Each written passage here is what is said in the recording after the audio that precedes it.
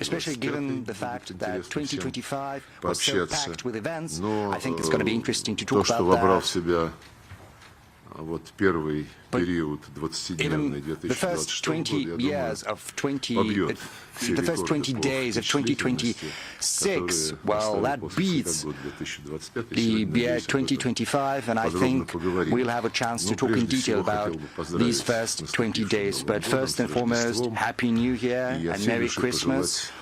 And from the bottom of my heart, I would like to wish you good luck and success in your professional capacity and in your personal life.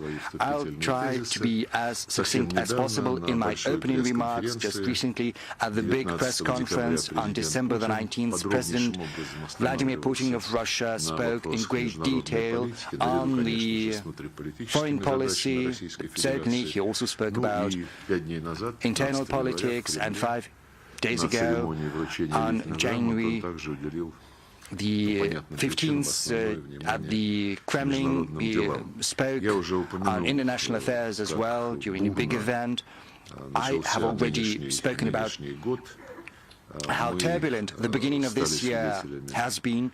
We have borne witness to unprecedented events, to a gross armed incursion of the US in Venezuela with dozens of injured and dead, with the capture and extraction from the country of the legitimate President Nicolas Maduro, together with his spouse.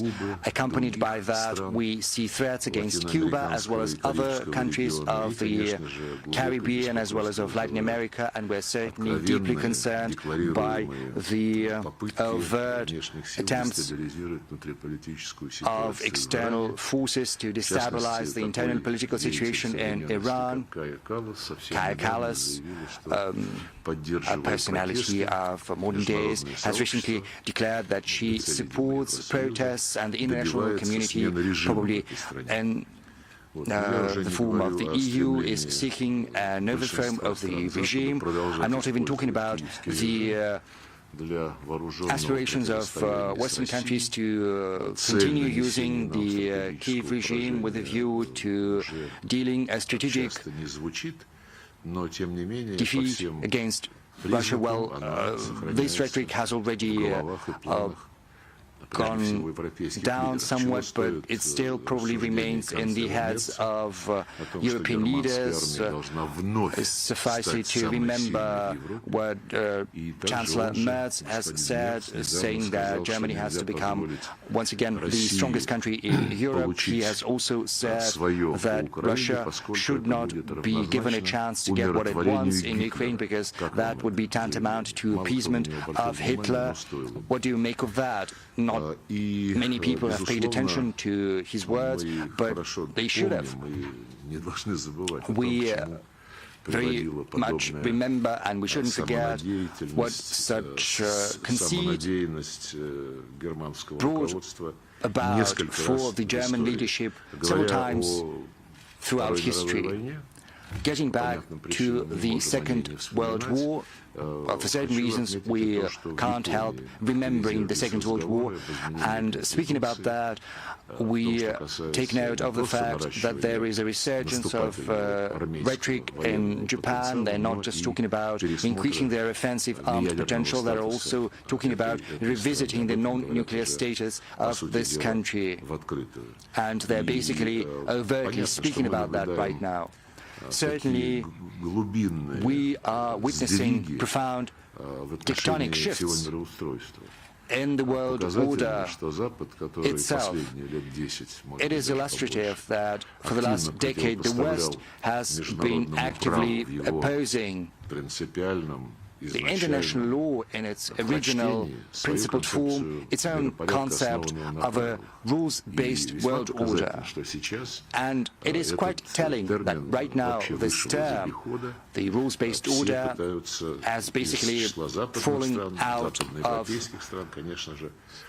circulation, and all countries, in particular Western countries, are trying to understand what is currently happening in the world in the context of the policy announced by President Trump the policy he is pursuing actively, and which is probably in accordance with a rules-based order, but it's not the collective West that is writing the rules, but just one representative of this West. And it creates shocks for Europe, and we are following that.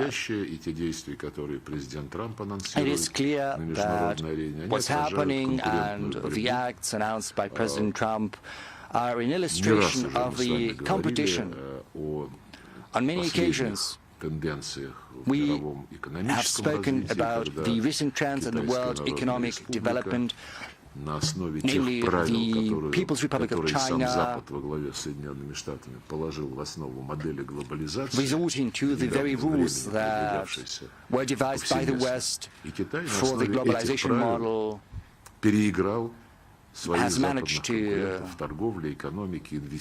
overplay its rivals in trade, in economics, and infrastructure projects. The financial, the economic indicators of China's development are testimony to that.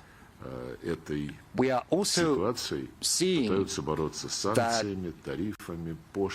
this situation, they're trying to counter that using sanctions, using duties. Yes, of course, the U.S. seeks a compromise, but so far all of that is happening in the absence of any kind of common criteria, which before long had underlined the WTO, the IMF, the World Bank. Well, it would seem that the world order, the West is happy with, should be based on these rules, but these rules have been basically struck out right now. It's the law of the strongest, and we are all witnessing that. We'll speak in greater detail about what's going on in the world, and I think we'll have an interactive dialogue on that. But of course, not just countries of the global south, the global east are suffering the consequences of these developments. Please do not wave the hand, because it's very distracting. But yeah, even within the Western society itself, there are crisis trends piling up. Greenland is an evident example of that. Everyone is talking about that, and around Greenland there is an ongoing discussion, and one could have hardly imagined anything like that some time ago. Right now, there are talks about the prospects of keeping NATO as a single Western political and military bloc. Speaking about Greenland, we believe that if the Western countries want to deal this way with Greenland, but as for us, in all our dealings with the global majority, with the global south, with everyone who is interested in talking to Russia, in talking about mutually beneficial projects, we'll speak with these countries based on such principles as equality.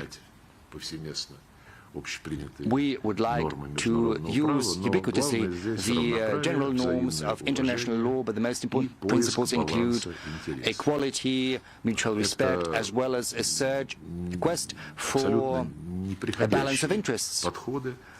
These are indivisible principles that are applied to international affairs, whatever you call that, international law, or if you dub it any other name. These principles of equality cannot simply be unmade. Well, of course, those who've got more resources will have greater influence on the outcome, but that said, we still need to search for an outcome which will represent a balance of interests. Russia is going to consistently defend its interests without encroaching upon anyone else's legitimate rights. but meanwhile preventing anyone else from encroaching on ours. We've got our strategy for foreign policy that has been endorsed in March 2023 by President Putin, and this strategy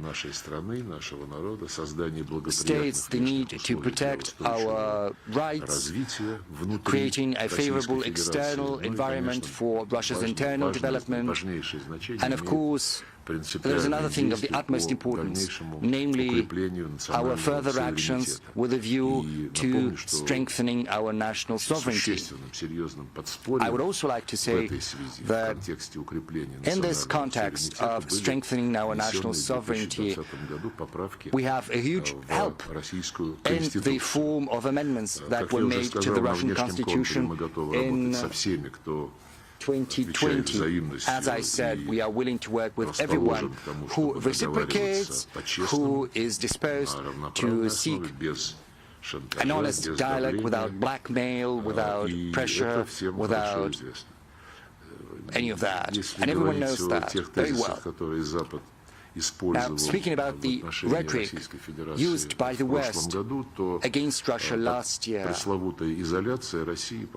can tell you that this notorious isolation of Russia, and this is no secret, has never happened, however much it was spoken about by our ill-wishers. The biggest events include the celebrations of the anniversary of the victory in the Second World War, the parade in Red Square, a great number of foreign guests, and we are deeply appreciative to everyone who has personally attended these solemn events or who have dispatched a special delegation to attend those events.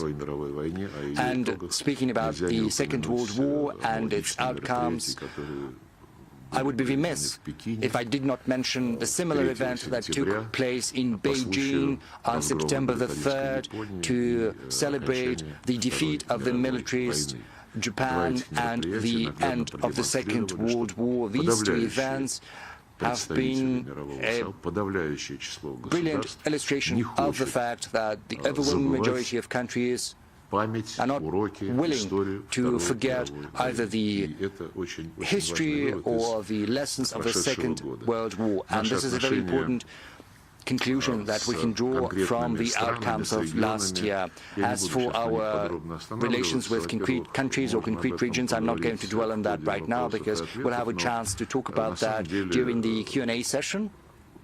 But honestly, concrete, detailed information on our relations with the regions and countries, that is something you can find in our annual report, which cites the statistics, which cites all the facts. So if you're interested in concrete countries, I hope you have had a chance to get acquainted with that document.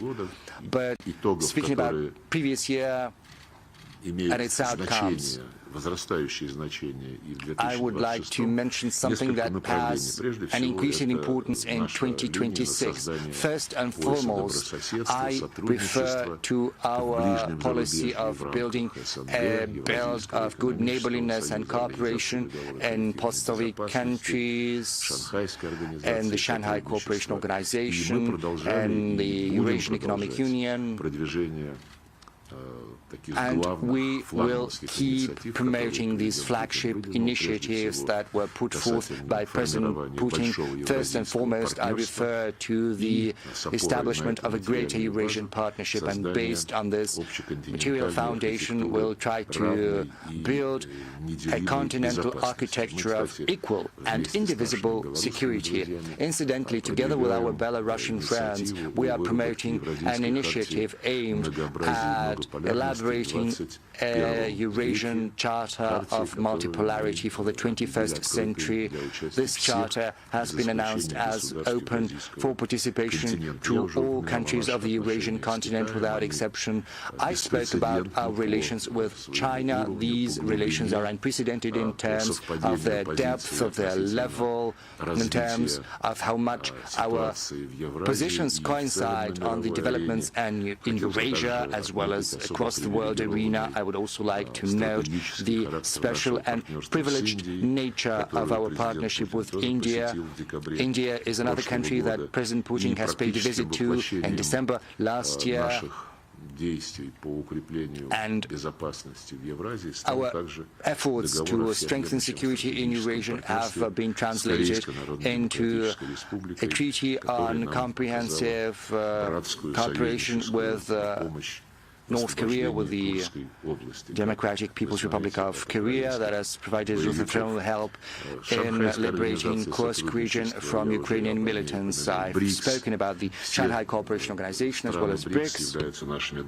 All BRICS countries are our good partners, and with each and one of them, we have strengthened our relations throughout the past year. We have strengthened the foundation for further development of our cooperation in all spheres. Right now, we're preparing a third meeting at the highest level between Russia and Africa. An important event in the run-up to the preparation to that event was the second ministerial conference between foreign ministers of Russia and the African Union countries. It was held last month in Cairo. Speaking about multilateral diplomacy, naturally we would like to highlight the task to strengthen BRICS and mounting interest towards that association. We'll be helping in any way possible the Brazilian chairmanship. Well, that was happening last year. Our Brazilian friends suggested many new initiatives and followed up on many projects that we have launched back at the Kazan summit, BRICS summit in 2024. Following our initiative, which was supported by the group of friends of countries in the support of the UN Charter, we've adopted two principled decisions about creating a special day fight against neo-colonials. It would be celebrated on the 14th of December every year, as well as declaring an international day to counter unilateral sanctions. This day will be celebrated annually on the 4th of December. Upon our initiative, in the fall of last year, in Hanoi, a UN convention was signed. It was a UN convention to counter cybercrime. This was the first document in that sphere aimed at ensuring international information security. We hope that the same specific results will be reached during the unfolding discussions about how to regulate the artificial intelligence.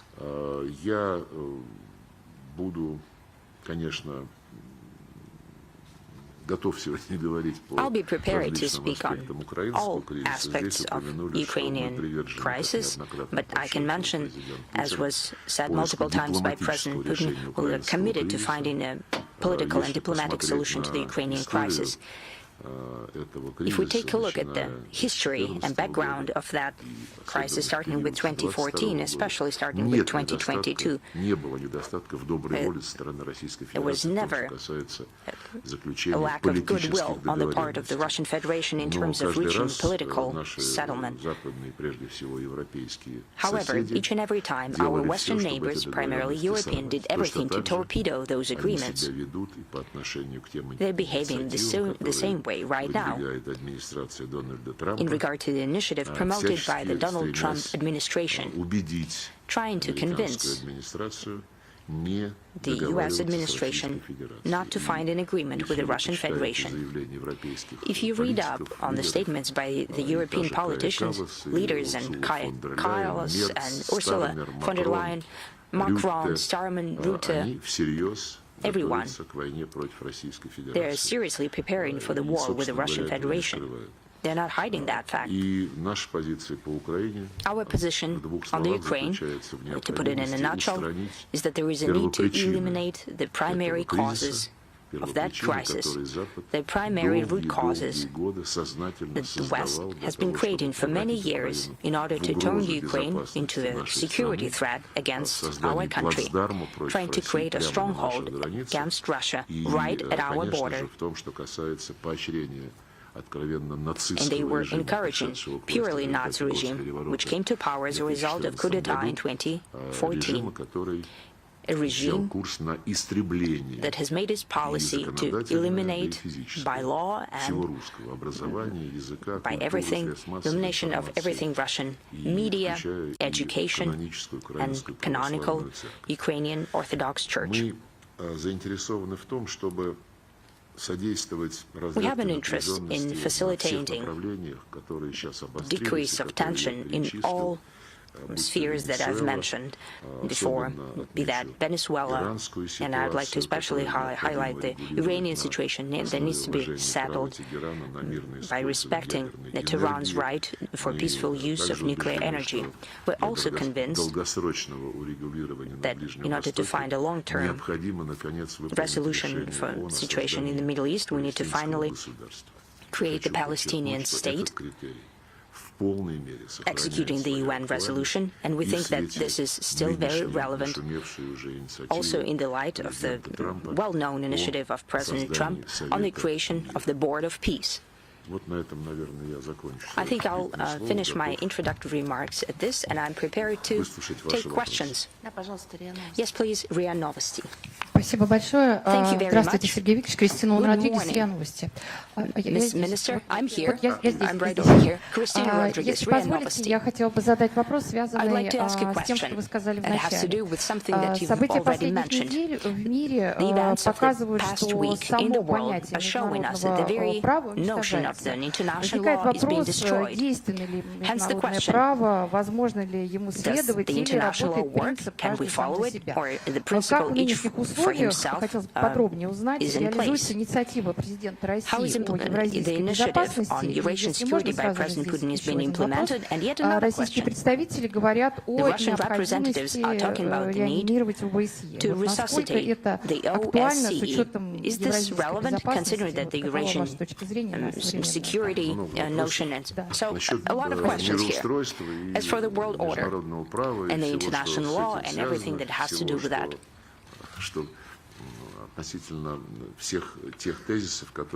everything regarding the notions that have been promoted and come into action by some countries that runs counter to our understanding of the international law. I have said that for many years the UN Charter remained a universal recognized criteria for actions in all spheres for all countries.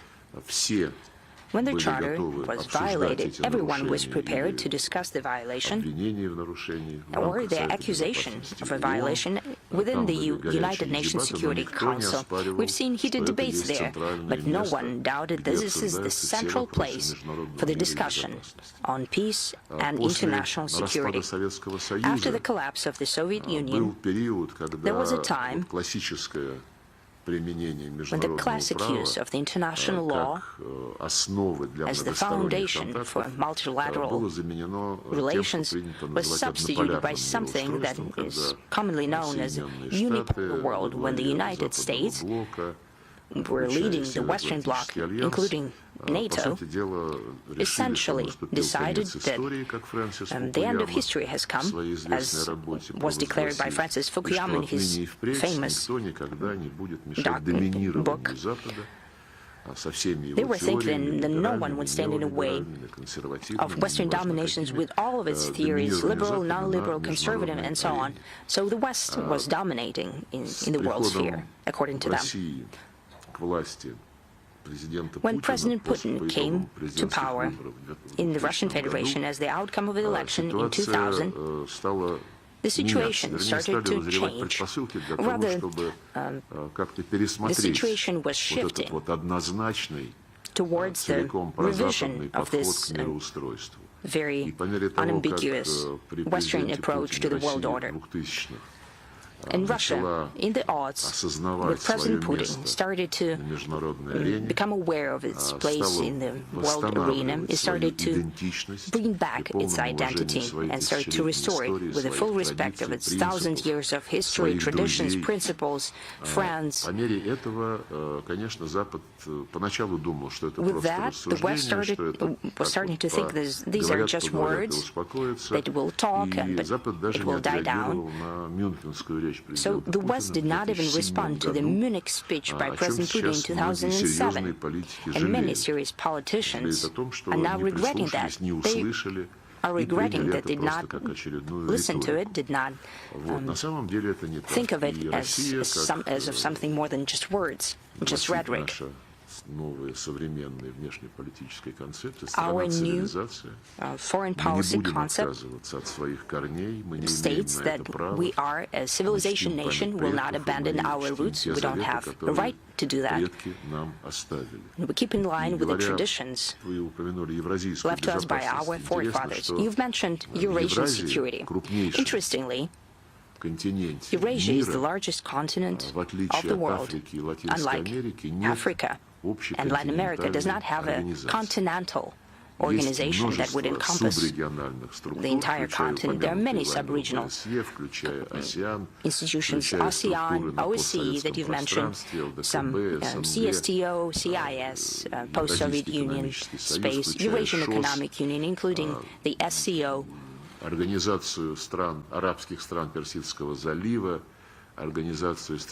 Gulf Cooperation Council, and many others. But there is no one encompassing organization. However, Eurasia, as I have already said, is not just the largest continent, it's also a continent which is home to a number of great civilizations, including the civilization represented today by Russia. There is also the Chinese civilization, Arabian civilization, Indian civilization. Possibly that's one of the reasons what is so difficult to bring all of these trends under one common roof. However, we are convinced that there is no need to set examples and to create a formal bureaucratic structure. It would be quite enough as a first step to start an all-continental dialogue and other actions that reflect the exacerbated competition and unscrupulous competition on the global markets. Well, all of these processes are indeed taking place, and I think they will take time, and quite some time. However, the multipolar trend will not disappear. It cannot be put back into the framework of bipolar or unipolar world. There are many points of growth. I mentioned China, India, Brazil, Africa is going through a second renaissance. Now they're seeing that the economic independence did not come together with the political independence, and that Africa is being still exploited by neo-colonial methods, and former capitals that gave political independence to the countries are still living at their expense. Now, this awareness is coming to the African continent, and we feel that daily from our multiple contacts with the African countries. The centers of growth reflect the objective historical process of economic development, of infrastructural development, the use of natural resources, and many other. At some point, we'll still have to agree how these new large, be that national or regional players, as part of integrational associations, how do they interact with each other? And right now, what's on the agenda? We see many turbulent events in terms of strengthening multipolar order. Well, on the agenda is the dialogue. And how do we put this multipolarity into order? It will take a lot of time, and many are saying, and I know what they're saying, maybe it will be an entire era. However, this is an unavoidable process.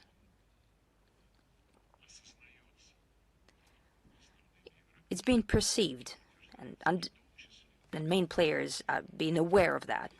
That is also confirmed by the initiative of Donald Trump of the creation of the Board of Peace. We've just received specific proposals and the draft charter of this institution.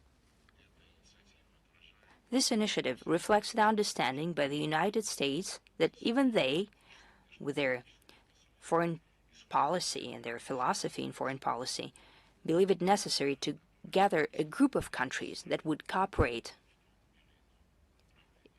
on certain issues.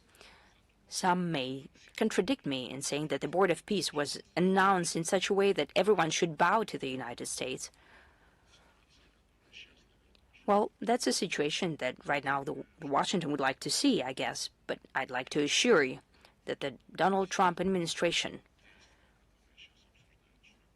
disregarding all of the actions that have been widely discussed in the world, they are pragmaticists.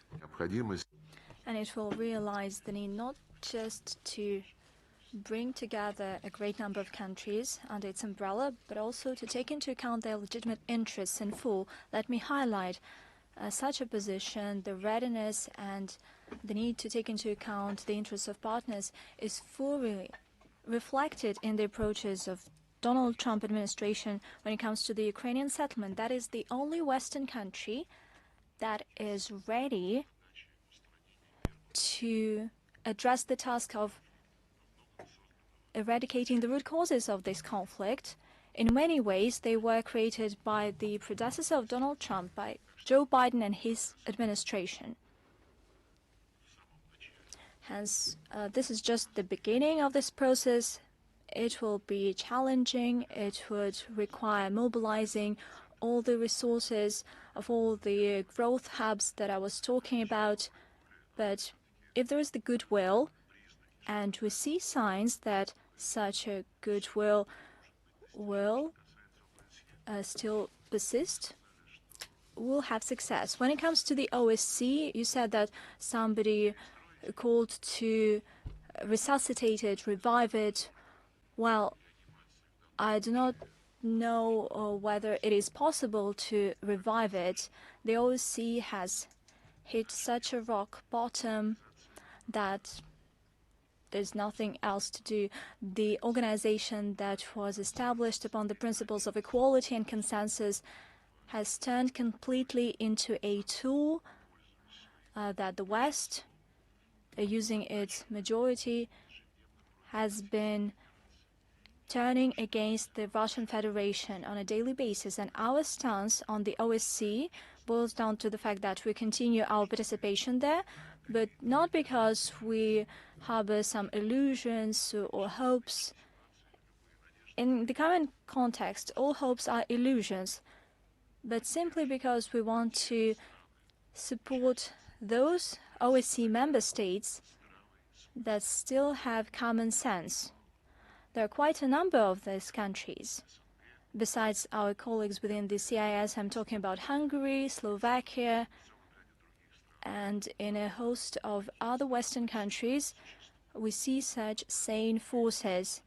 Therefore, we will keep on maintaining contacts with them and keep the OSCE from burying itself. There are hopes with regard to the current Secretary General, the representative of Turkey, Mr. Cyril Gül. He's a seasoned diplomat and he understands the disastrous state of the organization and the state that he inherited. I do not know whether it will have place in the future entities of the Eurasian Security and Greater Eurasian Partnership. I'm not sure about that, because the OSCE is a Euro-Atlantic entity. When it was established, the Soviet Union wanted its members and participants to be countries located to the west of the Eurasian continent. But these very countries of the current collective West insisted that the US and Canada should also participate, and it turned out to be a Euro-Atlantic entity upon the example of the North Atlantic Alliance. NATO and the OSCE are Euro-Atlantic entities, and they feel a dire crisis of NATO. Currently, there are discussions ongoing within NATO whether it's time to shut it down because one NATO member intends to attack another NATO member, but that's a different story. But getting back to your question, I would like to highlight that the Euro-Atlantic concept of ensuring security has discredited itself, and that is why we're talking about Eurasian security. You cannot take it as a given that there is some kind of a European entity, be it NATO, the OSCE, or the European Union. Incidentally, the European Union is part of a Euro-Atlantic concept because its latest arrangements with NATO have completely eliminated the independence of the EU. Although they once again try to revive it, they make calls to create a security system without the United States, allegedly within Europe. They say that they need to fit organically Ukraine into this entity.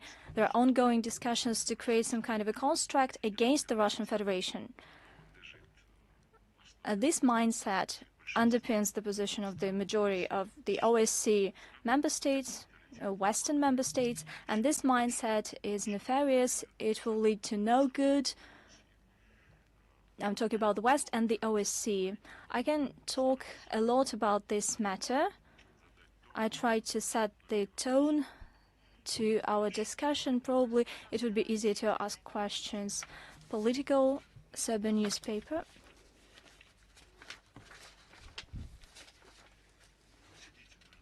Please take a seat. Thank you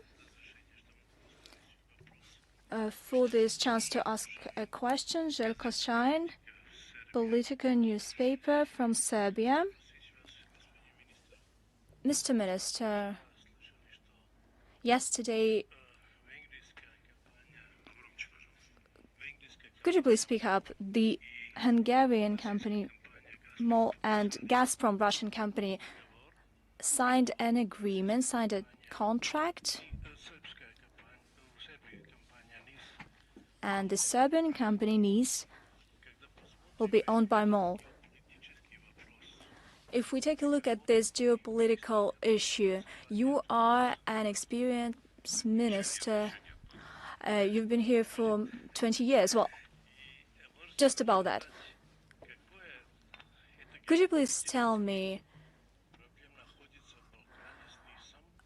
what is the geopolitical issue with that? Does this mean that Russia will not be in the Balkans because Hungary is part of NATO and the EU, and on the other hand, the US needs to give a green light to this selling? And let us take a look at the new security architecture. Will be there a balance between Russia and the US in the Balkans? Thank you. Thanks a lot. When it comes to the oil industry of Serbia, if this arrangement that was announced yesterday was not beneficial to the Russian side, including Gazprom, it wouldn't have been made. It is crystal clear for everyone. And the arrangement in the situation that is ongoing in Serbia is mutually beneficial.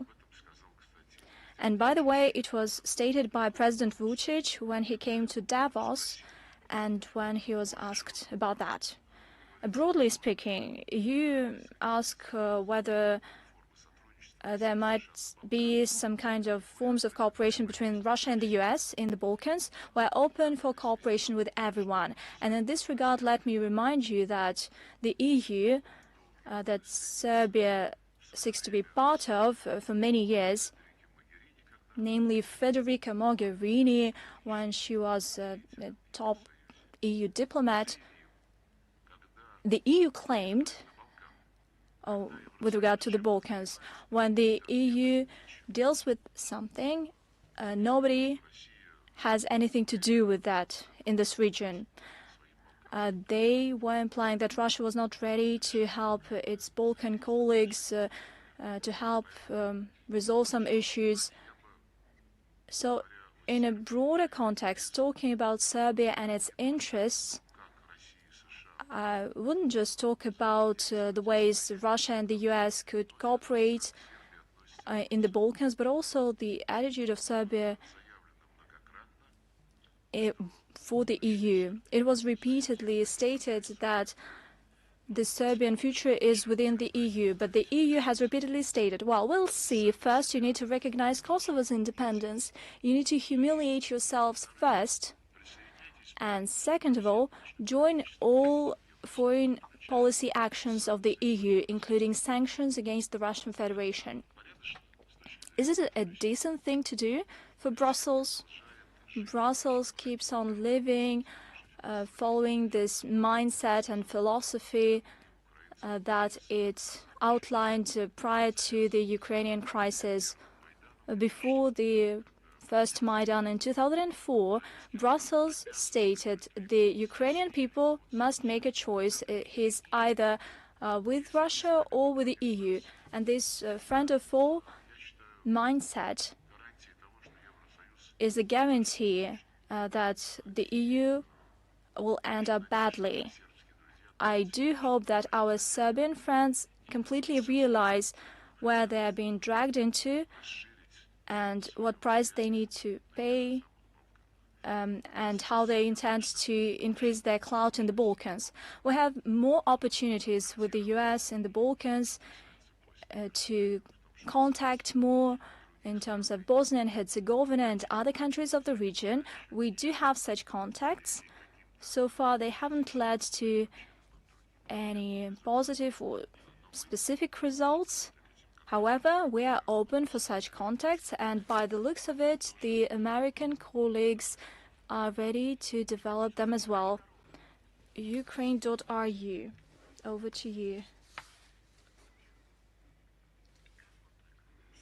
Use the mic, please. Mr. Minister, Madam Zakharova, hello. Anna Cherkas, Ukraine.ru. Thank you for this opportunity. I have two questions. The first one, what is the format that the Russian Foreign Ministry intends to use to build further contacts with the US, including to bring relations back to normal?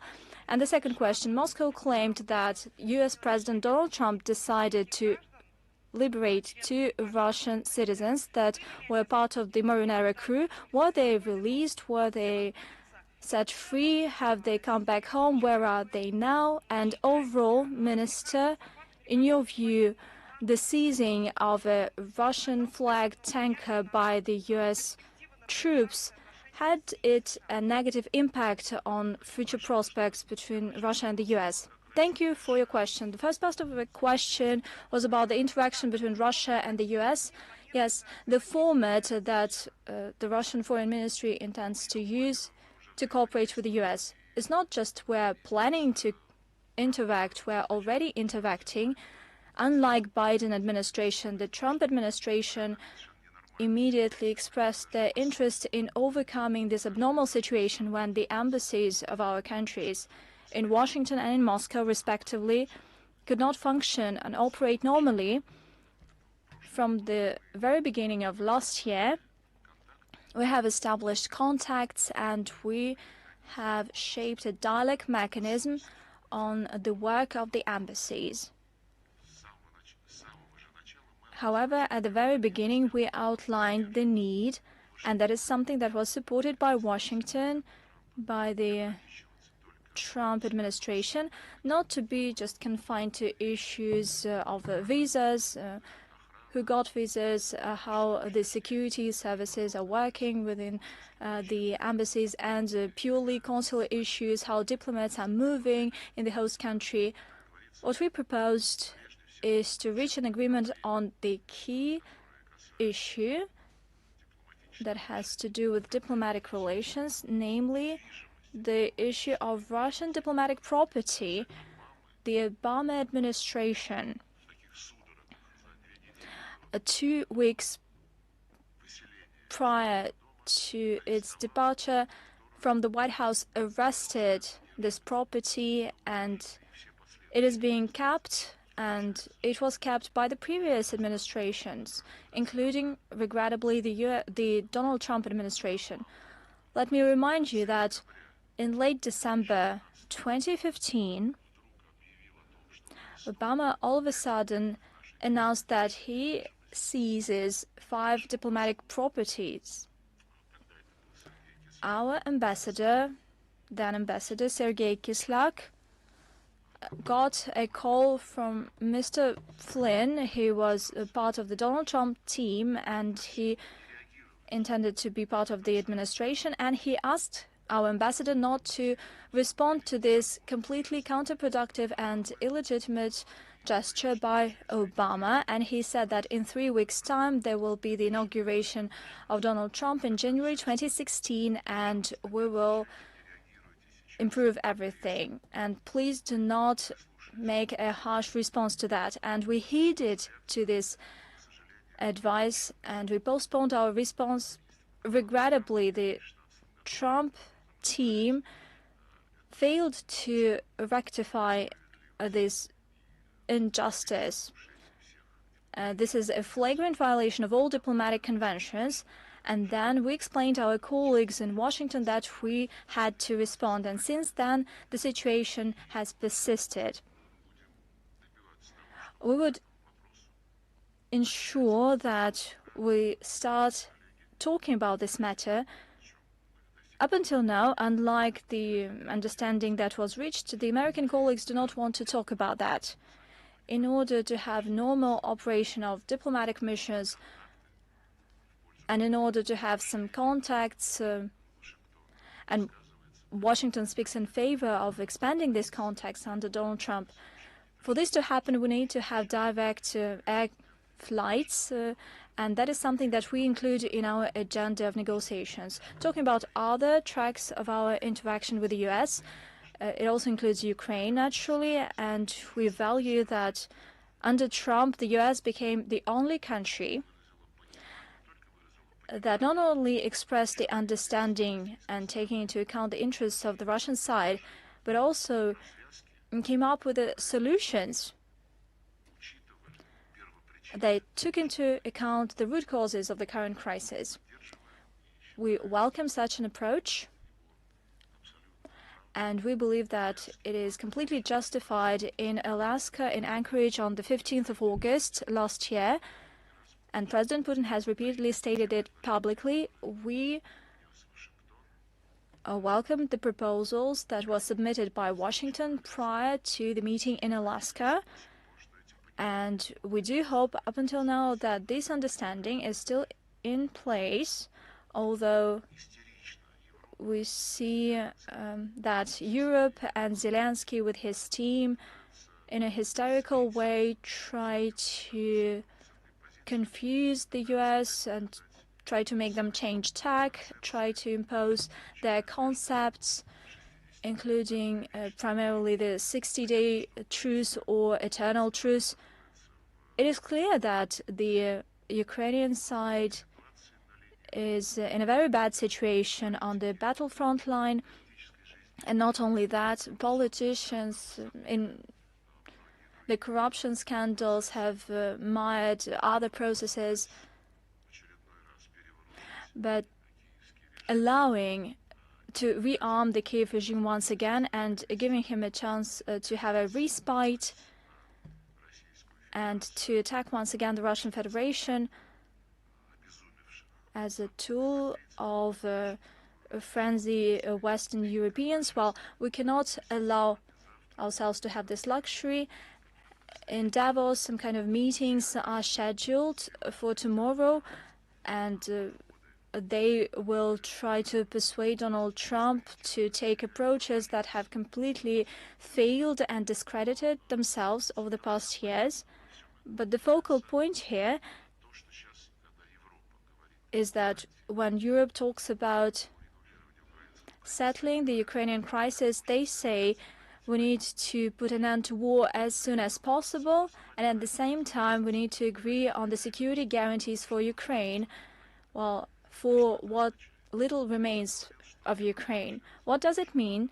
It means that since the Americans are not incredible, as Europeans believe, and Greenland case proved its point, we need to establish the security system without the US, but with Ukraine, and the security guarantees that are proclaimed with such a pride by European colleagues as they promote their contribution in ensuring peace. These guarantees are provided for the current Kiev Nazi regime. You shouldn't forget about that. Nobody talks about the way life should be arranged in the territory that would remain under the Ukrainian control. They say not a single word about restoring the rights of Russian-speaking population and Russians, and lifting the ban on the Russian language in all walks of life, and lifting a ban on the work of the Orthodox Ukrainian Church, canonical church. These tasks were included in the first Donald Trump proposal that is well known as a 28-point proposal. That proposal mentioned the need to address the issue of the Russian language as well as the Russian Orthodox Church. The subsequent revisions which we have seen, the most recent ones, well, we have not seen those yet. The documents that are an outcome of the talks Ukraine, the US and Europe have had over the recent weeks, but the proposals we had last year, those 20 points, they didn't mention anything about re-establishing the rights of the Russian language of the canonical Russian Orthodox Church. There was some mention in those proposals on the parties engaging themselves to show tolerance with regard to one another. Ukraine would follow the EU's norms in terms of national minorities. Maybe even the word national is not there, because if it's the EU, we're talking about anything is possible. So these are not international standards, and the UN Charter in particular, which requires that the human rights have to be respected regardless of the race, language, or religion, or gender. No, these are the EU norms we are talking about, and they will be adjusted in the way that would fit Zelensky and Ukraine. So the proposal on the settlement, which seeks to preserve the Nazi regime and the part of Ukraine which will still bear that name, is absolutely unacceptable. I think I've deviated far away from the original question. What was the second part of your question? The second one was about the liberation of the Russian citizens from the Marinera crew. Yes, the moment we learned that the tanker was seized, we addressed an urgent demand to the American side, asking to liberate our citizens. There are 2 Russian citizens alongside Ukrainian, Indian citizens. We were assured the very same day or the next morning that the decision had been made at the highest level on setting them free, but unfortunately the subsequent days have demonstrated that this decision is not being respected. We are waiting for our American counterparts to keep the promise that we got from them. But generally speaking, all this business with capturing tankers and contravention of the international law at high seas, and a suspicion that does not fit the criteria for arresting or seizing vessels stipulated by the UNCLOS, is a source of concern. This is yet another example of actions that put the international law to the test. We're not saying that the norms stipulated in the 1982 Convention on the Law of the Seas are eternal. Life has changed since that time, almost 50 years it has been, but if it's the case, we have to get to the table and talk about how to behave ourselves at the high seas and within the special economic zones. A lot has been said about the US, so it's only fair to give the floor to CNN. You will allow it to come here, CNN? Yes, the second row, please. You don't believe your luck? Please ask your question. Thank you very much, Matthew Chance from CNN. You've, Mr. Lavrov, repeatedly praised President Trump for understanding Russia's interests on the issue of Ukraine, for instance, but you've also criticized recent US moves against Russian allies in Venezuela, in Iran, threats against Cuba, things like that. My question is, to what extent do you think that inconsistency, that unpredictability, that willingness to use unconstrained power by President Trump actually in itself represents a threat to Russia?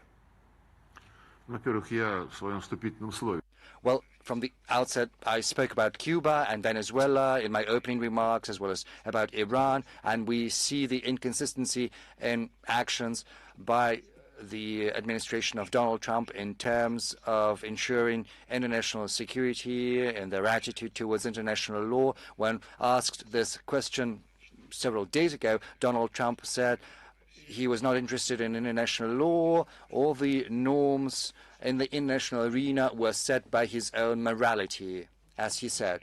This is a very interesting statement. We have never counted or expected that with any country or our neighbors we would have absolutely coinciding position. These positions cannot coincide absolutely, nor can it be the case between the two biggest nuclear powers, the US and Russia. I think it's a very good chance right now to remember what New York Times has recently reported on. This newspaper prepared an article, it's called Godfather in Riyadh.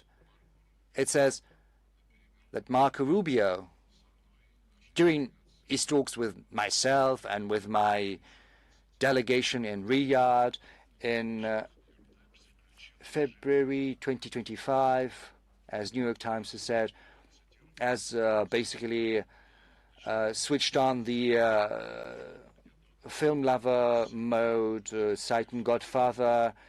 He allegedly cited Corleone, saying that I've always tried to be not to be careless. Women and children can be careless, but men cannot be, and nuclear powers cannot be careless. This conversation did happen, and if Marco Rubio thought it possible to share that with the press, I think I can do the same, and I can share some more details. At the very beginning of our meeting in Riyadh, Marco said, I'm not going to quote directly, I do not remember, but the essence is there, the gist is there, I remember that very well. He said, foreign policy of the US under President Trump is set by national interests as well as common sense. This means that the US recognizes that its leading partners also have their own national interests. Well, he didn't say all countries of the world, but he said leading partners, the other great powers, all have their national interests. And then he continued, the national interests of such countries as the US and Russia will not always coincide. In most cases, they won't coincide at all. But should they coincide, whenever that happens, it would be a gross mistake not to take advantage of those coinciding positions to come to an agreement and implement mutually beneficial projects in economy and investment and finance and so on and so forth. And then he added, when the national interests of such countries as Russia and the US do not coincide, it would be a crime to let that lack of coinciding positions to degenerate into a confrontation, especially a hot confrontation. And in my response to him, I said that I fully share that philosophy, that logic, and I said that I do hope that I'm happy that the U.S. understands that such a position articulated by Marco Rubio is well-founded. Eurasia has also been mentioned, so let's give the floor to Eurasia Journal. They are with us as well. Good afternoon, Eurasia Journal. Minister Lavrov, I ask the question every year. What's the view of the European community towards the development of the Eurasian Economic Union? And secondly, the Eurasian Economic Union has this union state as its part, the union state of Russia and Belarus. That's good. But are there any plans to develop closer ties, closer relations with the countries of Central Asia? Given that Central Asia was a very good backbone during the Soviet times. Yes, it was the heart of the world. If I grasped the question correctly, you asked about the EU's attitude towards the Eurasian economic integration. Well, I do not know directly about the attitude because the EU has never commented on these processes. It has only sought to undermine those processes under the slogan of its right to develop its relations with any partner they choose. It started long before the Eurasian Economic Union was established. Basically, ignoring the Organization for Black Sea Cooperation, the EU adopted its own strategy for cooperation, and the Black Sea back then we still had contacts, and we asked them, don't you think it's odd that, you've got an organization which geographically represents the countries of the Black Sea? You do not have the quorum for those who are represented in the Black Sea, and you are proposing your own concept, but they were not bothered about that in the least. So whenever they want to get something, whenever they want to do damage, and it's Russia they want to do damage to in particular, they think they have the right to interfere. And the same applies to their relations with Central Asia, incidentally. Central Asia is a magnet, a lodestone for many partners. And this format, the Central Asian 5 countries, it exists. And I think there is a dozen of countries and structures like the EU, but there are also Central Asia plus France plus Germany. So there are different configurations. There are Central Asian formats with the participation of South Korea, Japan, China, Turkey. So until a certain point in time, we thought that since we were cooperating with our Central Asian countries within the CSTO, the Shanghai Cooperation Organization, within the CIS, and within the Eurasian Economic Union, then we didn't think it necessary to set up such a separate format, 5 Central Asian countries and Russia. But several years ago, we thought that it was necessary, and last year we had the second summit, Central Asia, Russia. A number of documents has been adopted covering all tracks of our cooperation. So I wouldn't say that we are not paying enough attention to Central Asia. And if you have this view, it would be very interesting for us if you could send us a paper explaining why you had this impression. Now, as for the cooperation between the European Union and the Eurasian Economic Union, this cooperation does not exist. The EU is trying to do damage, to undermine the Union. They say that anyone who wants to develop their country should contemplate joining the EU. They're trying to involve Armenia right now.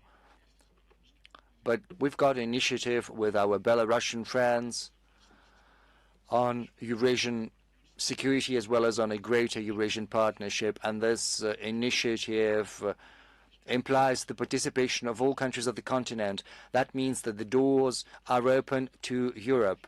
You know, there's been already 3 Minsk conferences on security. It has regularly been attended by the Foreign Minister of Hungary. There were representatives of Slovakia. And when this Eurasian Security Conference takes place in Minsk, I think the number of European countries represented will be expanded. You know, we've got this tradition running. So Armenia has been mentioned. We are giving the floor to Armenia. Alpha News. Good afternoon, Minister. I'd like to ask you about Russian-Armenian relations. There are 3 aspects I'd like to cover. First, your comment on the persecutions against the Apostolic Church. You know, within the country and in the West, they are motivated by the authorities overtly as aimed at countering the Russian influence. You know, the mayor of Gyumri, he faced criminal proceedings allegedly for trying to criticize the sovereignty because there was a proposal on the union state. And what do you think about Prime Minister Pashinyan's attitude towards the membership in the Eurasian Economic Union and the EU?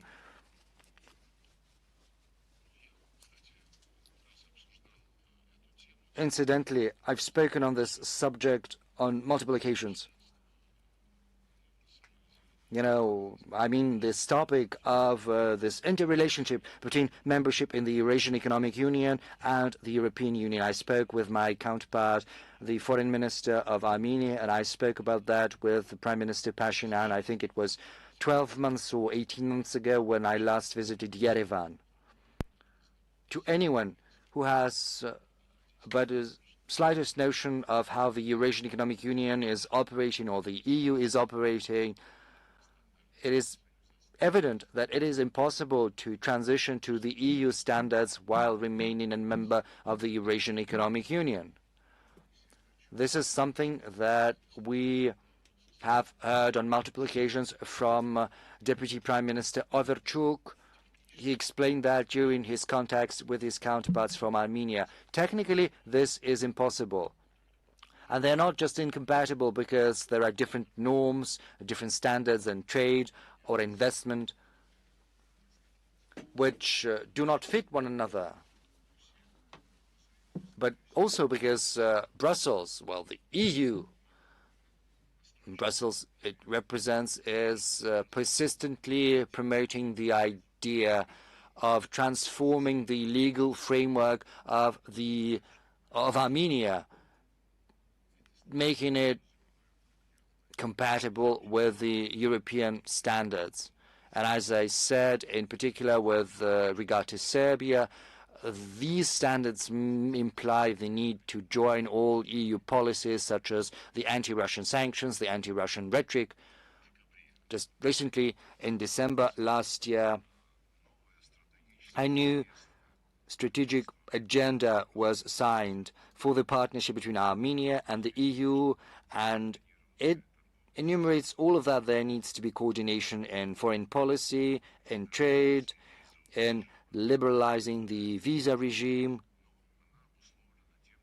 But this visa liberalization regime is conditioned on the EU having a voice in terms of border protection. You know, Russian border officers are in Armenia, so the question begs itself how it's going to fit current Armenia's obligations. So this drift towards EU membership, which has been announced and which has become the subject of a special law adopted by Armenia, can hardly be compatible with remaining a member of the Eurasian Economic Union. So should Armenia make this decision, as Prime Minister has said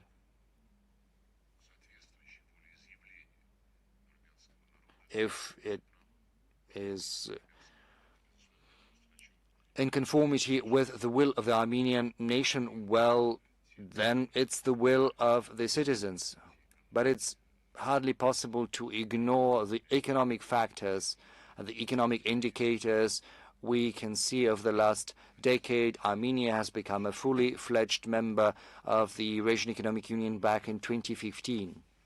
Back then, its GDP stood at 10.5 billion US dollars, whereas right now this GDP has risen to 26 billion. So it is more than doubled. It's more than 2.5 times more. And all during the time that Armenia has been part of the Eurasian Economic Union. The fact that within the Eurasian Economic Union there is free access to the Armenian goods to other markets of the Union countries. The Armenian foreign trade volume, primarily with the Russian Federation, has reached record high and now is standing at $14 billion, which is unprecedented. I'm giving you the statistics since you asked me about the relation between this drive towards the membership in the EU. How does it go along with a continued membership within the Eurasian Economic Union? I'm sure that the Armenian nation is to choose and their path as well as the Armenian leadership. However, to have both memberships is impossible. As for the attitude towards the Armenian Apostolic Church, naturally, we see it with regret, the way the situation is unfolding. And the Speaker of the National Assembly of Armenia, Mr. Simenon, gave Prime Minister Pashinyan, in his recent interview, did not deny that there are hybrid threats towards Armenia coming from the Russian Federation, hybrid threats that has to do with the situation in the Armenian Apostolic Church. We were simply confused by these statements. As for the rapprochement with the EU has consequences. I simply cannot help but mention that because the EU always keeps mentioning the hybrid threats coming from the Russian Federation, and they fund such work. Recently, 15 million euros tranche was transferred to Armenia, and I'm sure that the Brussels bureaucracy will make our Armenian friends work for each and every euro cent out of those 15 million lump sum. Also, as for Armenia, when they try to convince them that they need to get away from Russia, the very Kaja Kallas has said that in Yerevan, Moscow will act according to the Moldova scenario. If you remember, the Moldova scenario was as following, that the election results were tampered with, and the very regime has lost those elections with 44% of the votes and only could keep in power due to blatant violations at 200 polling voting stations in Europe, though they opened only 2 voting stations in Russia, and in Transnistria there were also very few, about 10.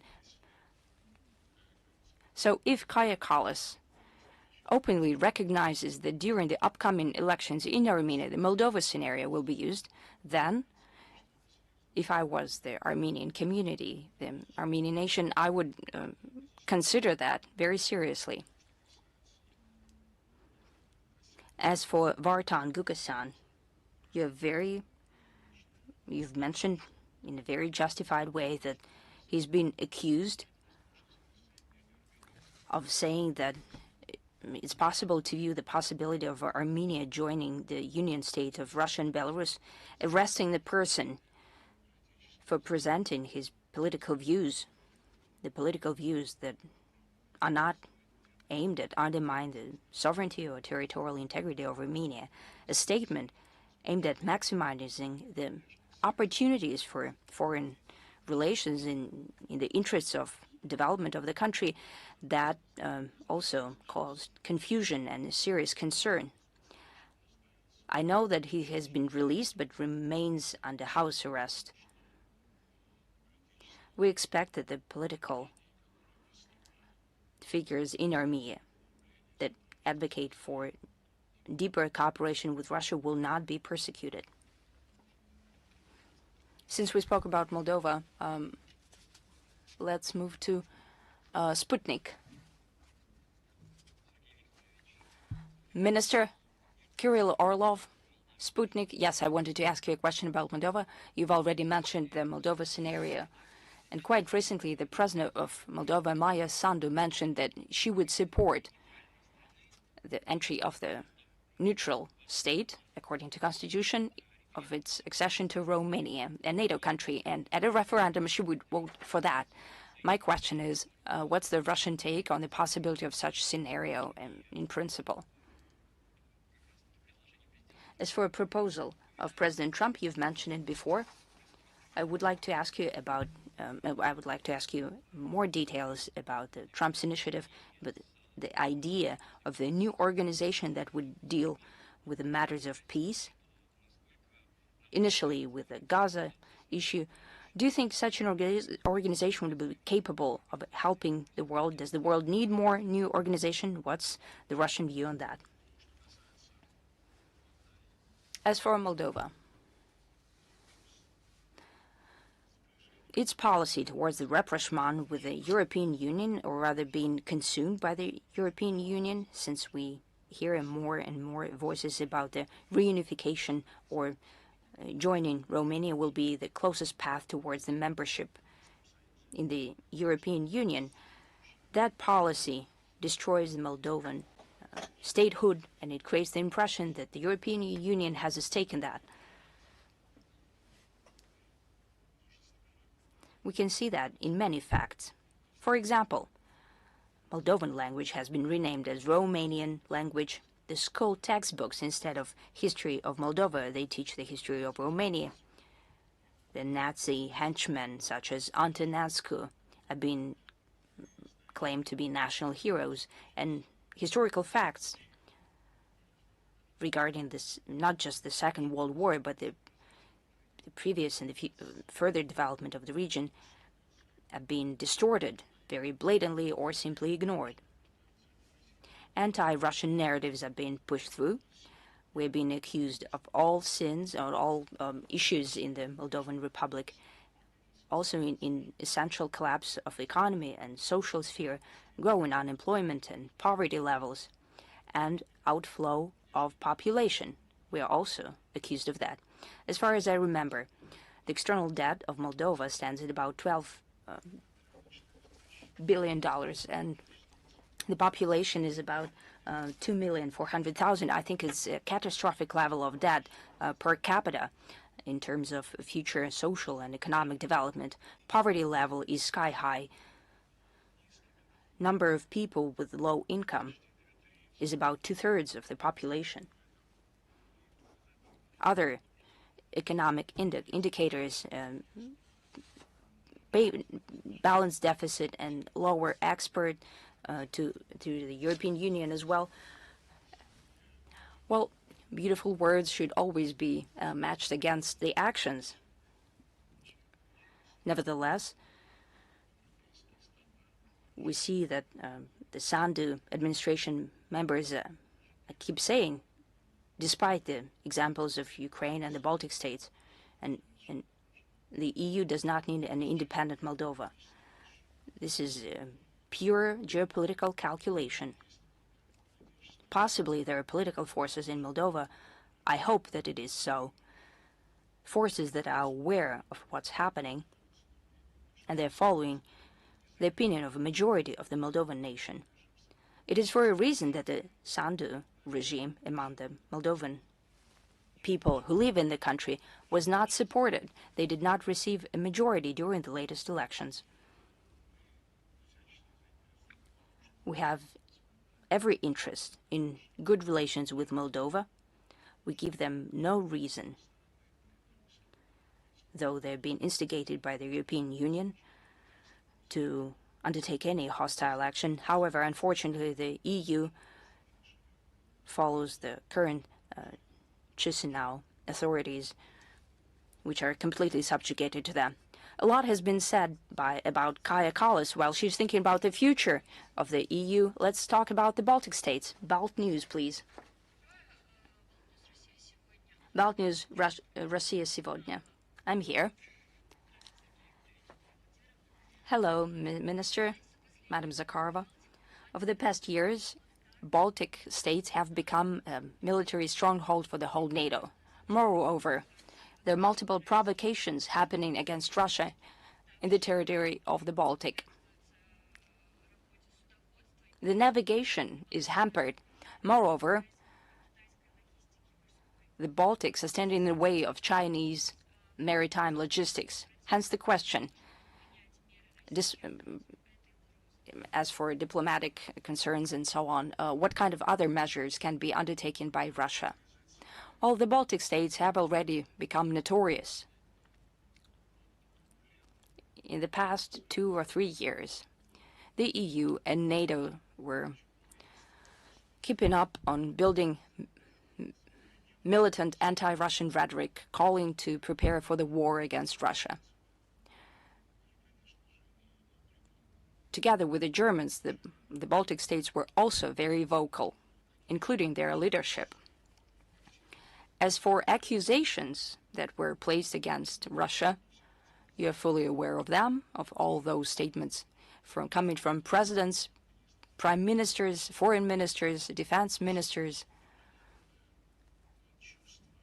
Tremendous and unclear sense of superiority can be seen in all those statements, and I do not know how is that matched by the real role played by the Baltic states. Possibly it has to do with a chronic disease, when the 3 Baltic states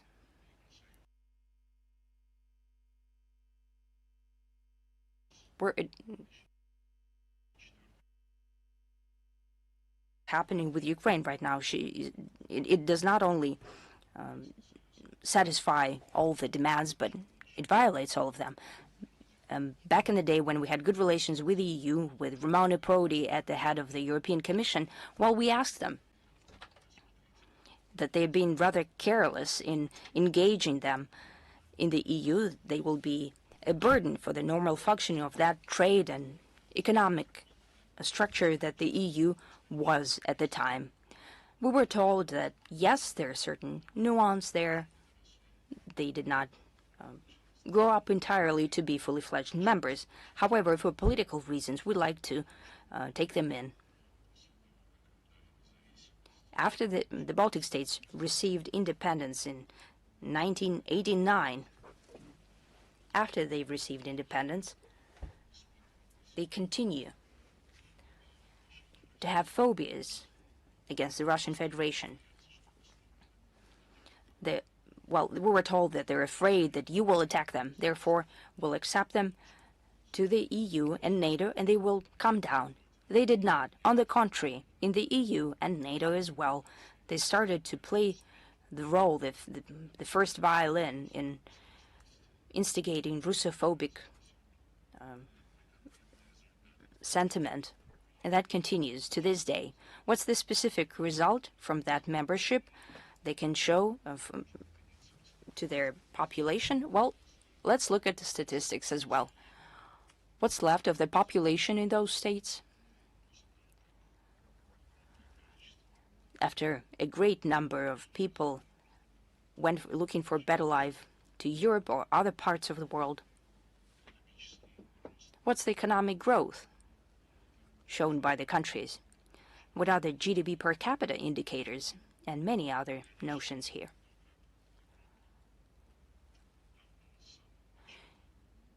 From the very beginning of the independence, and further participation of the Baltic countries in NATO and the EU, Europe disregarded the blatant violations of human rights. That is a very well-known fact. The attitude towards Russian language, for example. However, they did not reach the Zelensky violation levels. And the ban of the language in all spheres of life has not been declared in the Baltic states. However, certain sectors such as education and mass media, as well as culture, are being targeted by these bans on the language. The Estonian Orthodox Church is yet another example, among many, along with the decisions on the Ukrainian Orthodox Church, follows the narrow policy of the Istanbul Patriarch. I cannot call him the Patriarch of Constantinople. His policy of undermining the traditional Orthodox Church. I've mentioned Armenia in the context of the Orthodox Church, the Armenian Apostolic Church. This is a trend. We cannot help but notice this trend. They're violating the human rights enshrined in the UN Charter. I can quote again that the human rights, the rights of every person, must be observed, regardless of their religion. I suggest we move up to the Northern Europe. We have Iceland.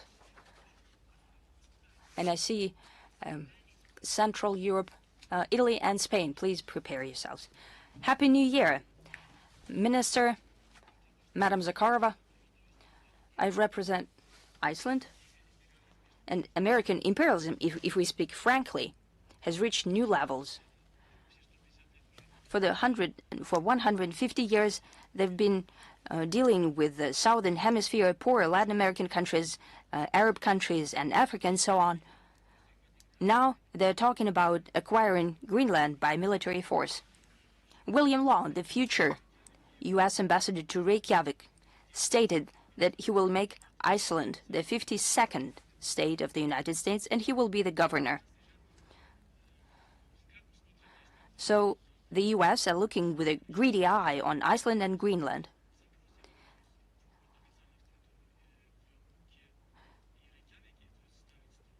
Nuuk and Reykjavik are two capitals of these islands. If they placed a special request to the Russian Federation, or if there was a certain treaty between us, what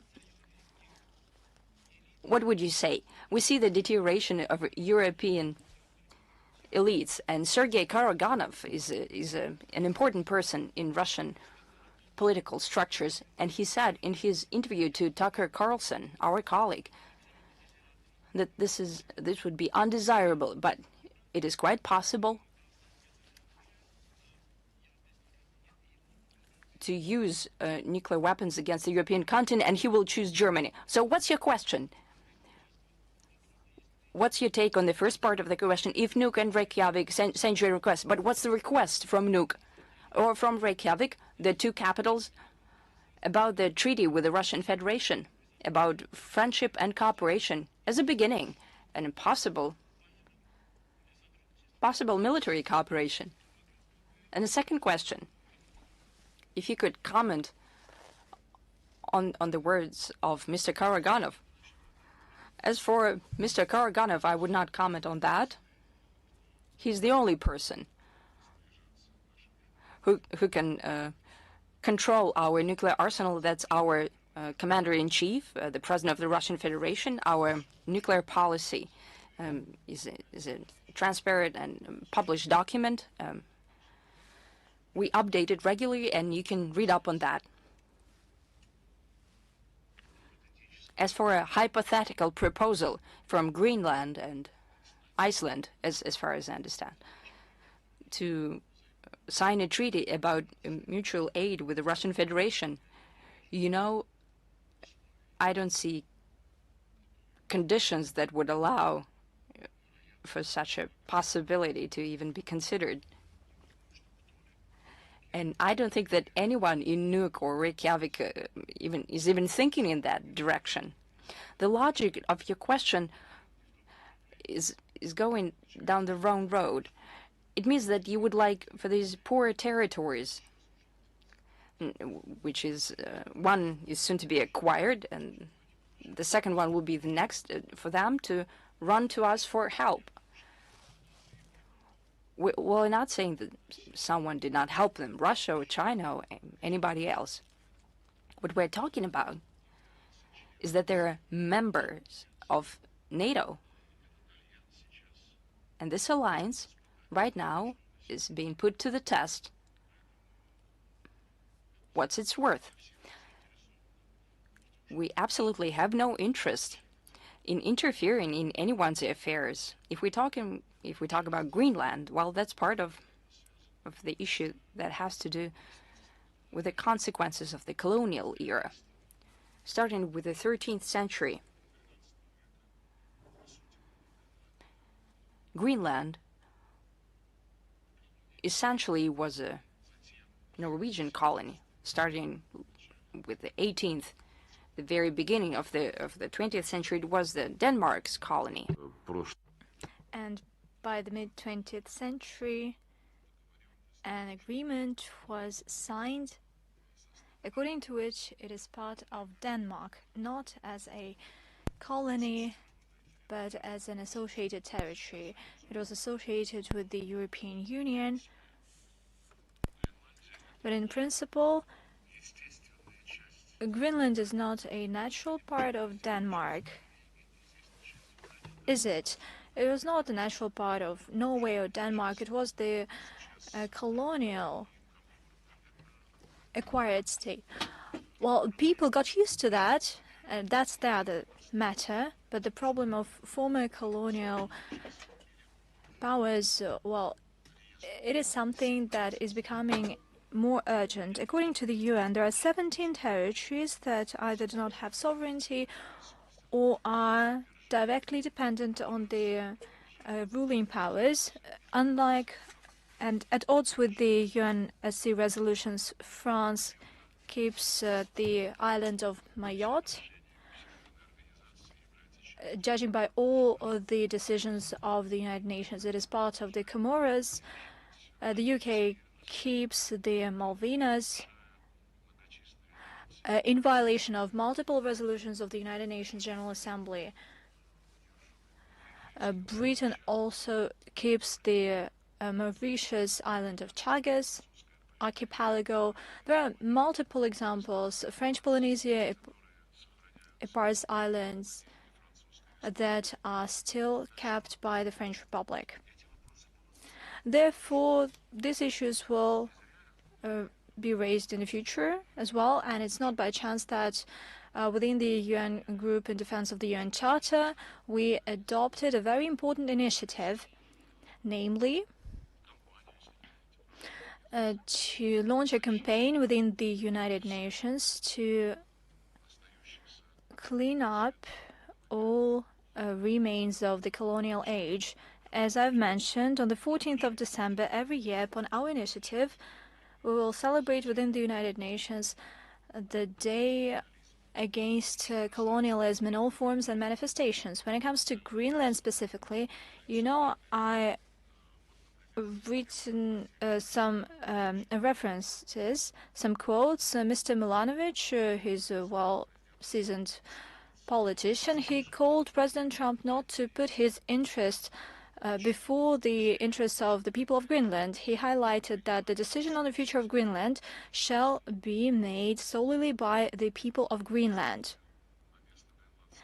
You could put the people of Crimea instead of the people of Greenland, and a lot would be more clear to you.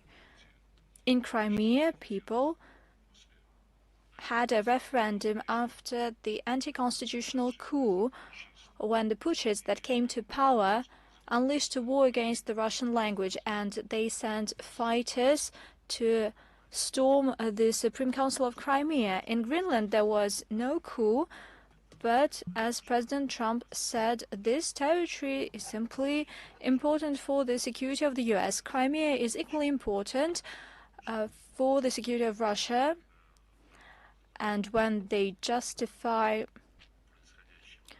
what is going on around Greenland by saying that otherwise China or Russia would seize it.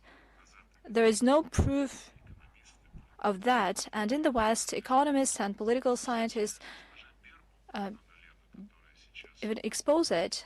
By the way, Annalena Baerbock, that is currently the president of the UN General Assembly, stated that the people of Greenland made their position crystal clear, namely the right to self-determination. When they say such things, they should have thought in advance, or they should have thought about the past, what they said about the right to self-determination for the people of Donbass and Novorossiya. In other words, we believe that we have nothing to do with this issue. Naturally, we monitor the situation. That is a serious geopolitical situation, and we will draw our conclusions following the outcome of this matter. Colonialism was mentioned, just like island nations issues. And let us give the floor to Sky News, the British representatives.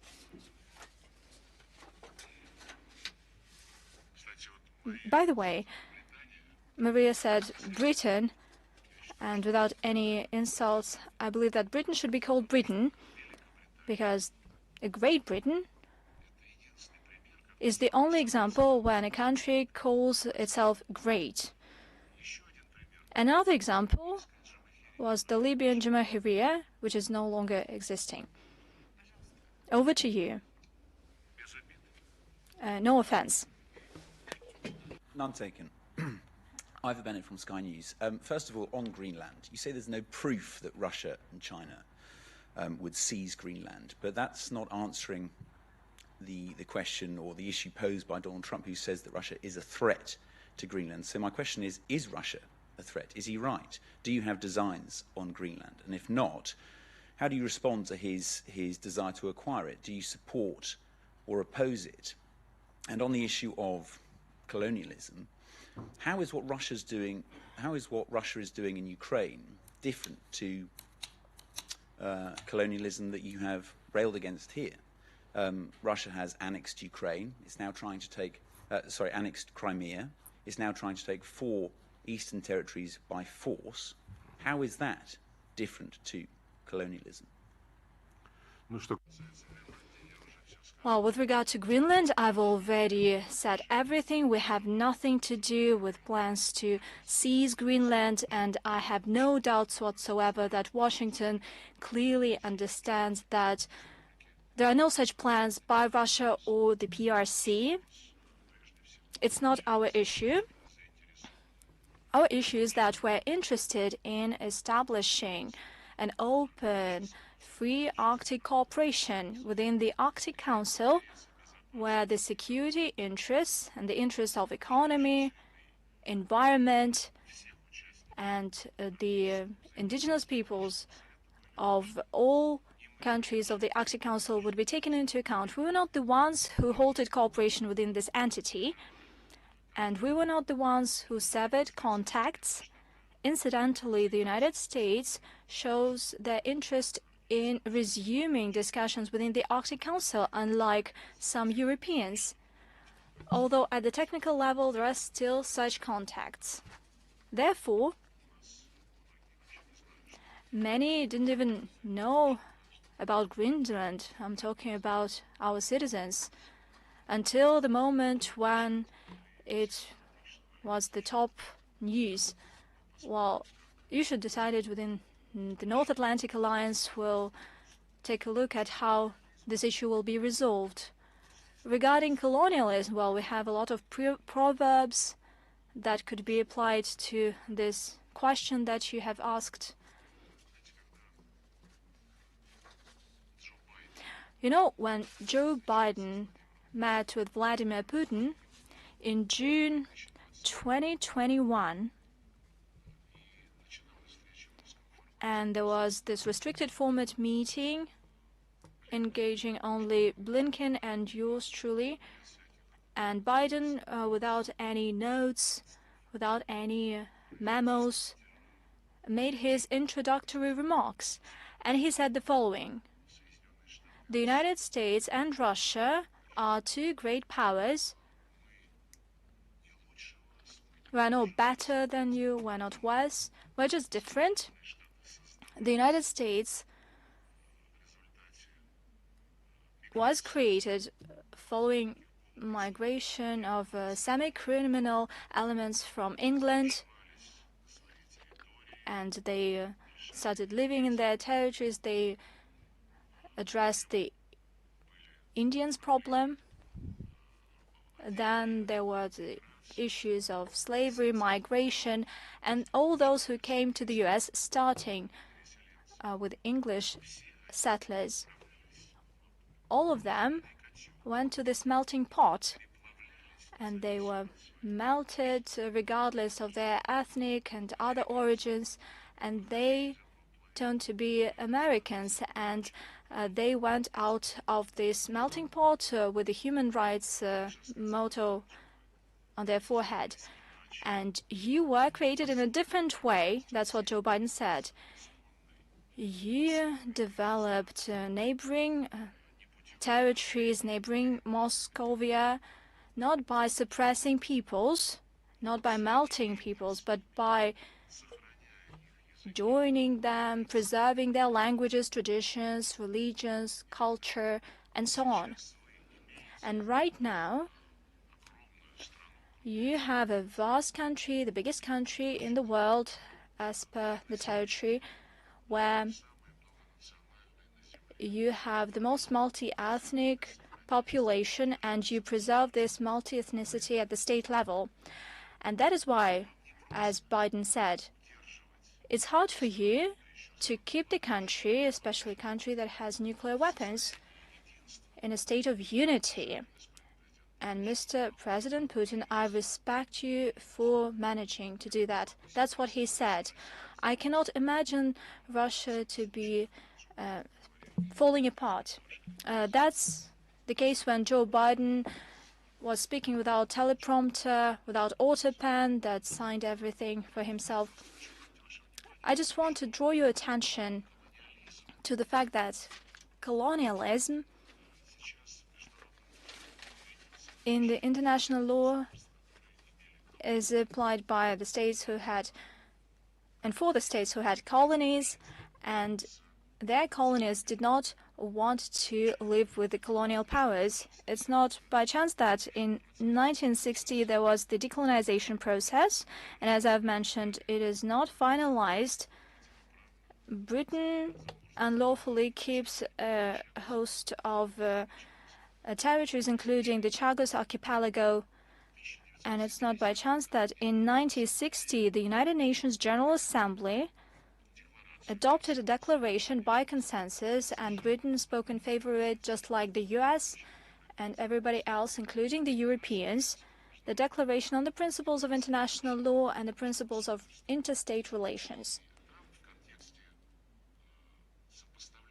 And as it compared the UN Charter principles, primarily the principle of territorial integrity and the principle of national self-determination, this declaration made the following conclusion: all states shall respect the sovereignty and territorial integrity of those states whose governments respect the right of self-determination and represent the whole population living at their respective territory. In 1960s, the peoples of Africa clearly stipulated and claimed that the colonial powers, London, Paris, Madrid, Lisbon, do not represent the interests of the population of the relevant colonial territories. And the decolonization process unfolded in 2014, and afterwards, following the coup in Ukraine, the people of Crimea, followed by the people of Novorossiya and Donbass, through referenda, expressing their will openly, decided that the Kiev authorities that came to power following a coup do not represent the population of the respective territories. And with all due respect, it's not about colonialism or annexation, it's about respect and implementation of the principles adopted by consensus at the UN General Assembly with the agreement of all our Western colleagues, including Britain. As promised, the floor to the EU media. Rai, over to you. Vladirovna, and thank you, Mr. Lavrov. Sergei Viktorovich. Sergei Viktorovich, that's right. And, well, this is Caterina Doglio, Italian television, Rai, and my question for you is, almost exactly last year, you said that Italian and Russians relations were in the deepest crisis, the deepest since the Second World War, that the government in Rome was responsible for that Italy was anti-Russia. And well, that was 2025. Now we are in 2026. Do you see any sign that there is a shift in this? There is a possibility of even a resumption of dialogue, especially after our Prime Minister Meloni said that, well, quoted French President Macron, and said that he was right in saying that it's time for Europe, it's time that Europe talked to Russia. Thank you. When it comes to relations with Italy and that they are at a rock bottom, I confirm what I said. Italy is one of few countries that is scared of Russian art currently. Its government, or the governments of your regions, in some cases, cancel the tours of our opera singers that were previously agreed upon. This was the case with the tour of Eldar Abdrazakov. Previously, there were a couple of other examples when the stars of world art from Russia were invited, arrangements were reached, and then these tours were cancelled. I do not want to compare it, but still this struggle and this fight against art, it is not natural for the Italian people. Well, that's my feeling, judging from my conversations with the Italians. I do not know how to talk about that. There are examples, but they have to do with the Nazi regime in Ukraine. They established this Institute for National Memory, and recently they made another decision stating that Kutuzov, Ivan Bunin, Alexander Griboyedov are the symbols of Russian imperialism, and this all should be banned. Add to this list Pushkin, Lermontov, Tolstoy, and by the way, such prominent writers as Ilfan Petrov and Mikhail Bulgakov. Ukrainian Nazis have long learned, taught the whole world that they can do that, and this is allowed by the EU and NATO members, primarily the EU members. But expecting the ban on the art and culture by Italy, well, I didn't expect that.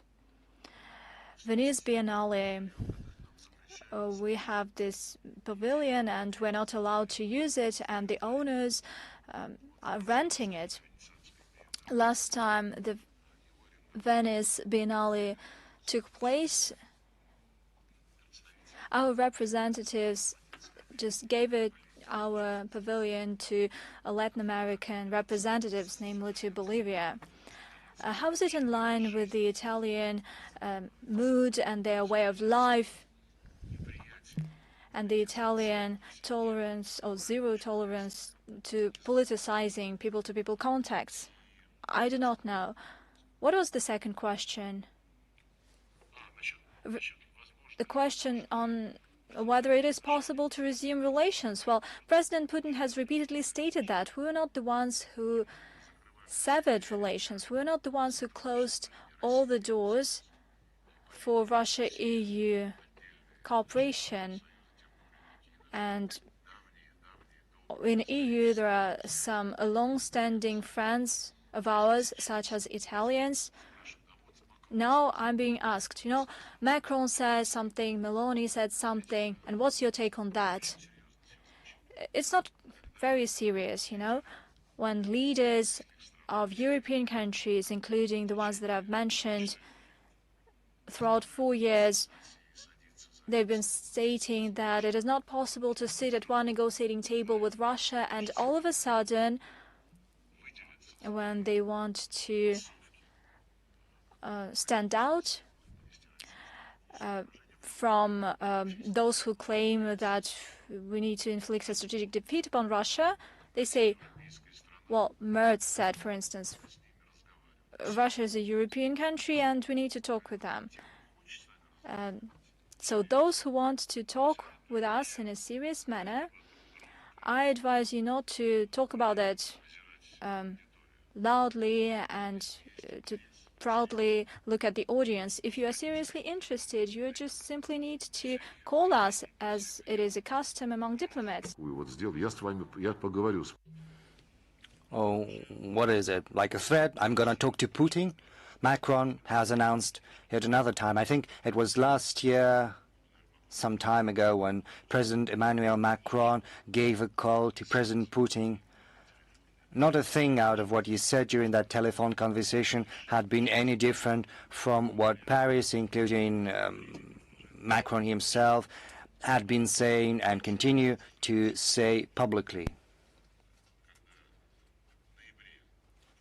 In November last year, President Macron met Zelensky.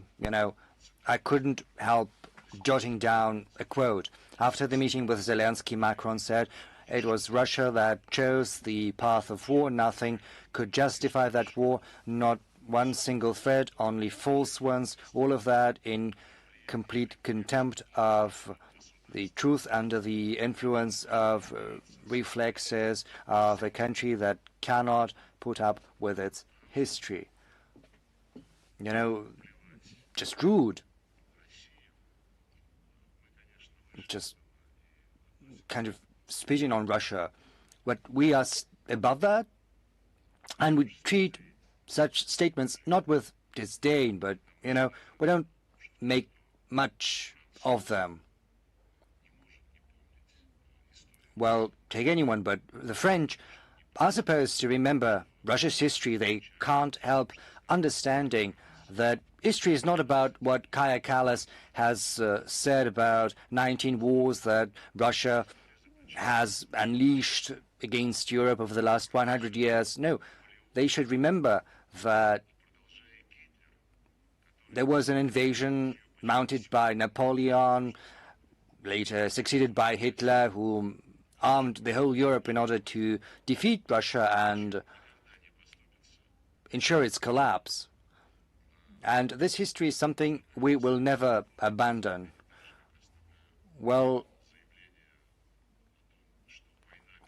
let Macron bear responsibility for his own words, as well as for the statements that there's going to be a war between Europe and Russia. I think the last time this was said, it was said by, I think, Pistorius, I think it's defense minister of Germany. So we will never abandon this history, and still we understand that it is hardly possible to agree on anything with the current leaders of Europe, because they have painted themselves into a corner of hatred against Russia. If the French journalists would like to clarify something, we'll give them this chance. But for the time being, let's move to Asia. China's youth newspaper. Thank you, Madam Zakharova, for this chance to ask my question. My question is as follows. The history of Russian-Chinese culture has been a success in 2025. What's your take on the successes between China and Russia in cultural exchanges? What kind of positive impact can such exchanges among the Chinese and Russian youth facilitate greater mutual understanding and cultural exchange between the people of China and the people of Russia? Thank you.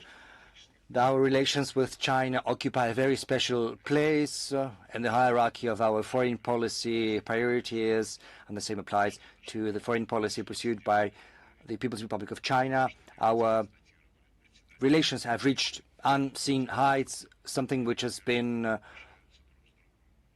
remarked upon by both President Putin and President Xi. And of course, culture plays an important part in that. Culture plays an important part in historical memory, as well as our willingness to defend our values in the international arena. In that regard, last year was particularly important, given the fact that the leaders of Russia and China participated reciprocally in the events to celebrate the victory over Nazi Germany in May in Moscow, and the defeat of militarist Japan in September last year in Beijing. And on both these occasions, our leaders held new rounds of talks, charting the course into the future for our strategic cooperation as well as partnership. I'm not even going to touch upon the economic aspect of our relations, even though economy is the material foundation of relations, and for many years in a row we have been reaching new record highs. But as far as humanitarian cooperation is concerned, it's being strengthened day in, day out. You've mentioned the years of Russian culture in China and vice versa, of Chinese culture in Russia. These years, hundreds of different events have been organized both on the Russian soil and over there in China. And their New Year messages to one another, both President Putin and President Xi have announced a new initiative, namely 2026 and 2027 will be the years of education between Russia and China, and that constitutes an important element of cultural exchanges as well as youth exchanges. So the year that has already started is going to be rich in these events. We're promoting youth contacts in sport between our archival services, which is also important to preserve national culture, national traditions, as well as national identity. Cultural contacts and other contacts will be facilitated by the visa-free regime that is already in force. You know, the statistics on the trips, reciprocal trips, show us new record highs, and I think this trend will continue. So our humanitarian cooperation is very rich and multifaceted, and it is a very good complement to our economic cooperation as well as our coordination and foreign policy in the international arena, where both Russia and China serve as most important factors for stabilization. And against this backdrop, this importance is only growing. Vietnam. Over to you, please.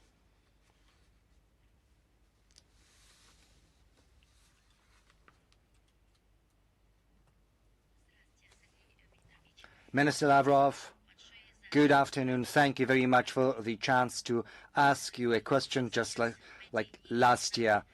These days, Vietnam is playing host to a very important event. That is the Congress of the ruling party of Vietnam, the Communist Party of Vietnam, which is gonna set the course for the next 5 years. My question is as follows. As Russia's top diplomat, what are your expectations and what are your takes on the outcomes of this Congress for strengthening our cooperation and bilateral relations between Russia and Vietnam? From the outset, as for my expectations from this Congress, I think it's not for me to say. These expectations are something that the people of Vietnam have to decide on. We know that the Communist Party of Vietnam is Vietnam's ruling party, and traditionally, since Vietnam's victory in its anti-colonial fight, it's the party that sets the course for development. We actively support the efforts of our Vietnamese counterparts with a view to developing their society, economy, foreign ties, including fraternal ties with the Russian Federation. And apart from contacts at the level of our presidents, as well as at the level of the heads of our government, we promote by every means possible inter-party contacts between the Communist Party of Vietnam and Russia's ruling party, which is United Russia. But we know that the Russian Communist Party also has contacts with the Communist Party of Vietnam. We have no doubts whatsoever that the leading role of Vietnam's Communist Party is in the interest of the people of Vietnam, so we will be expecting the outcomes of the Congress and will take that into account when building further plans for strengthening our relations, our partnership, and the special ties with Vietnam. Kyoto Tsusin, please. Japan.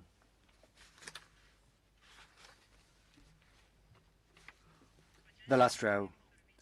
Distinguished Minister, my name is Nana Kashimura. I'm from Kyoto Tsusing Information Agency. Thank you for the opportunity to ask my question.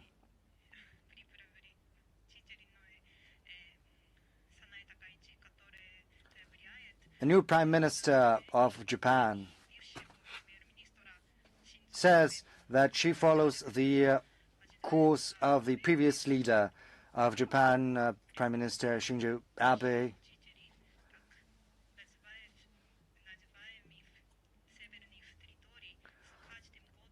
This question is as follows. The thing is, the people tied to the Northern Territories are becoming older, and it is becoming increasingly important to solve the issue of visiting the gravestones of their ancestors in the Kuril Islands. This is an important humanitarian issue. What's your take on that? And what are the prospects for resuming the dialogue between Russia and Japan amid current conditions? Thank you. In my opening remarks, I have made brief mention of Japan. I expressed my concern that alongside Germany, Japan is also demonstrating some unhealthy trends tied to the willingness of certain political forces to get back to militarizing Japanese society. We are following the unfolding of the military and strategic cooperation between Japan and the US. We are following the joint military activities in your region, around Japan, and on the soil of Japan, with the participation of extra-regional players. I'm not just talking about the US, but also other members of NATO. All of that is happening in close proximity to Russia's borders. And given the chaotic nature of international developments, as it were, this can't help being a source of concern to us. We have come to know a number of factors that have a direct bearing on the interests of our security. Through diplomatic channels, we have communicated to our Japanese neighbors the inadmissibility of the deployment of the U.S. ground-based offensive systems that happened last year, but in September 2025 at the U.S. Armed Forces base Iwakuni and in Yamakushi. These batteries of the Typhoon system, the strike systems, ground-based systems have been deployed.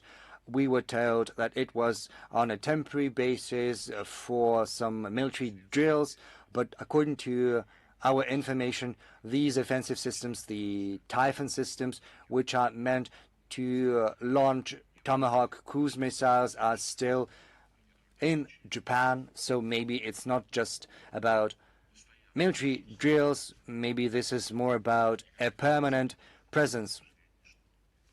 If I can say that we have had no official communication that these systems have been withdrawn, so we are still very much concerned about that. In October last year, your defense minister, Mr. Koizumi, announced the plans for deploying mid-range missiles on the Isle of Yonaguni next to China's Taiwan, which is probably not the most peaceable move. On multiple occasions in our direct contacts with the Japanese neighbors as well as in the public space, we have drawn their attention to the fact that such steps have a negative impact on stability and security in the region. We have called upon our Japanese partners not to follow the path of remilitarization and rather to get back to the position that has been enshrined in your constitution. This principle stipulates that you pursue a defensive policy, an exclusively defensive policy in your constitution. But unfortunately, your administration has been ignoring our calls. We are convinced that this is not a healthy situation. You know, we have had some parliamentary contacts. We have never denied or declined these contacts, and we're hopeful that this will help the Japanese leadership get a better grasp of Russia's legitimate interests. It'll give them a better understanding of the need to remain committed to the principles that have been enshrined in the Japanese constitution as well as in the UN Charter as far as the outcomes of the Second World War are concerned. That said, against this backdrop, getting back to the question asked by our colleague from Italy, I would like to say that cultural and humanitarian cooperation with Japan, despite most profound differences in geopolitics, is developing in quite a positive fashion. We are not witnessing any attempts to cancel our culture or our art or our performers. Unlike what we are seeing in Italy, no one is trying to create any obstacles in the ways of annual events that take place as part of the Russian Culture Festival. All these years, this festival has been held, and it has always been a huge success. This year, Tokyo, the Japanese capital, is going to host the 20th such festival. Is going to be an anniversary. On our side, we're not going to prevent any Japanese cultural initiatives in Russia on our side either. We have not covered the Middle East yet, so let's move to the media that represent Greater Middle East. I see Al Jazeera. They've been raising their hand for quite some time. Over to you. Al Arabiya? Yes, they don't want. Yes, they do. Well, honestly, our question was not about the Middle East. We wanted to ask the following.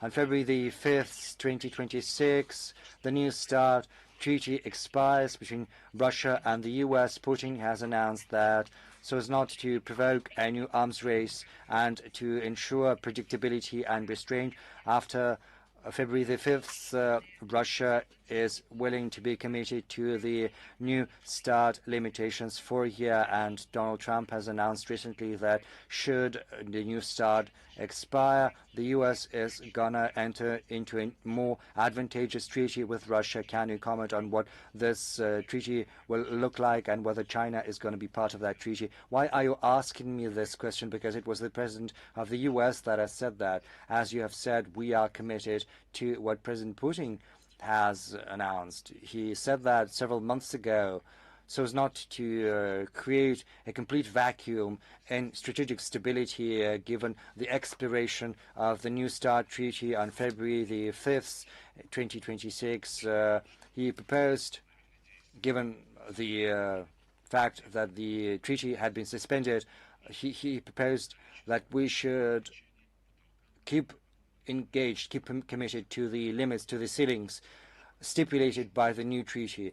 President Putin said that we would be willing to abide by those restrictions by another year, provided that the U.S. would reciprocate and would refrain from increasing its arsenals over the limits set in the treaty, so as to get another year to come down from the heated rhetoric engulfing the international politics, so that we could have a chance to charter a course forward in terms of strategic stability. Meanwhile, we see that when President Trump was asked whether he will also observe this, the central limits on New START just as Russia would, he said, no, the treaty is expiring, let it. Indeed, the U.S. is signaling towards us that some new negotiations on strategic stability should start. They're mentioning China.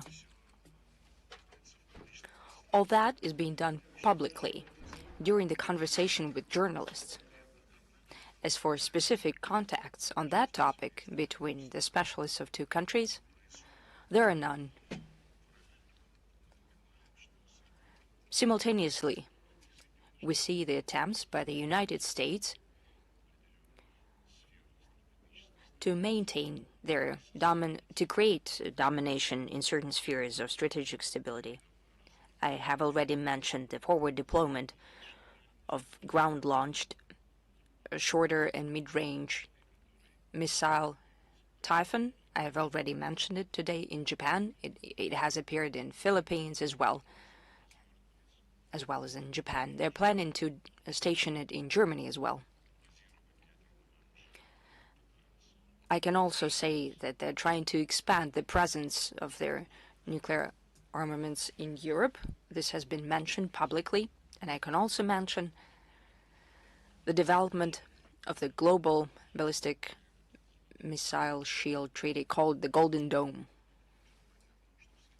Let's not forget that the United States are conducting an active policy of weaponization of the outer space, of placing weapons in outer space. At the United Nations, we're trying to mobilize the global community in order to have a resolution on the first non-placement of weapons in outer space. The U.S. are trying to turn down that initiative, and they're asking us to support their initiative of non-placement of nuclear weapons in outer space. We agree to that, but however, the threat to the Earth is being created by the non-nuclear weapons that the U.S. is planning to place in outer space. And we suggest to adopt a resolution about non-placement of all weapons, but they agree only to the nuclear. That means that non-nuclear weapons will be, according to U.S. plans, will be stationed there. There are many issues in that regard. As for the second part of your question, if such negotiations were to start, who would participate? The People's Republic of China has outlined its position very clearly.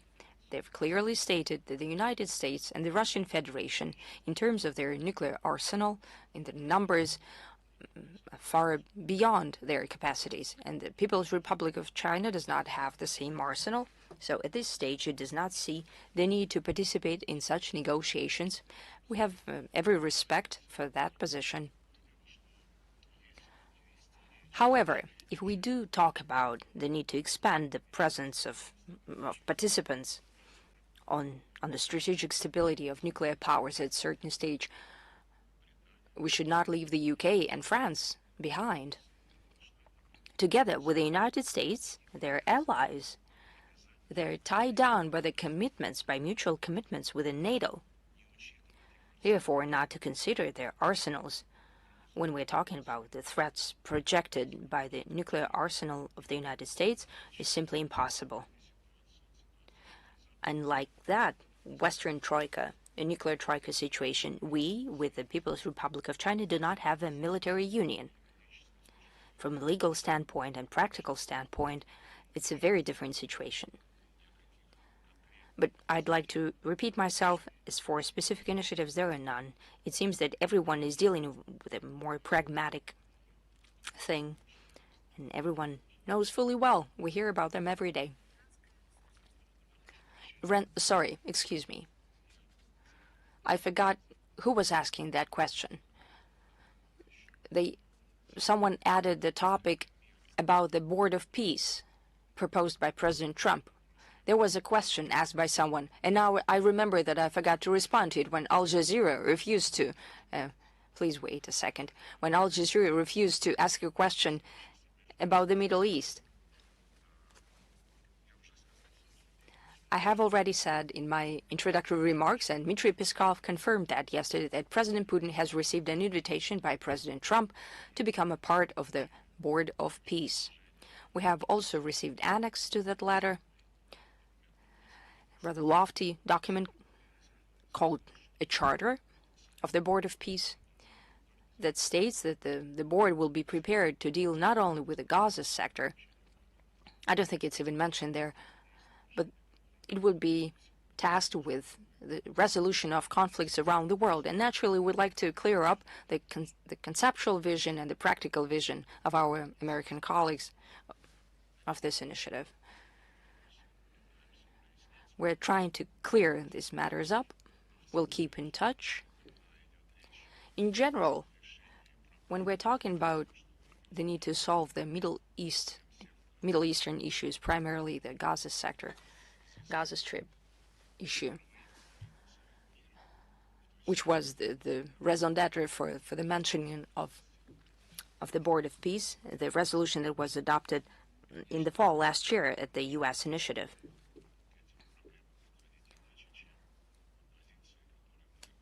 We have the same position as the global community has confirmed multiple times in the UNGA and UNSC resolutions. When the U.S. initiative was reviewed in the fall in New York, we had doubts that there was a need for additional formats beyond those that were enshrined in the UN decisions. These decisions simply have to be executed. There is a need to create the Palestine state. It needs to be done through the direct dialogue between Israel and the Palestinian National Administration, National Authority. Back then, the initiators of those resolutions, who endorsed the Trump plan on Gaza sector, on Gaza Strip, did not want to reference the UN resolution. Therefore, we, together with China, simply abstained. We did not stand in the way of the adoption of that resolution, simply for the reason that the Palestinians themselves, and basically all Arab countries, appealed to us with a request to give a chance to this initiative. We did precisely that. We view that in that context, that invitation that we have received. We have an interest to use all those opportunities that would bring us closer to finding a solution for the Palestinian nation, primarily acute humanitarian issues caused by the hostilities by Israel that go beyond international humanitarian law, and everyone is aware of that.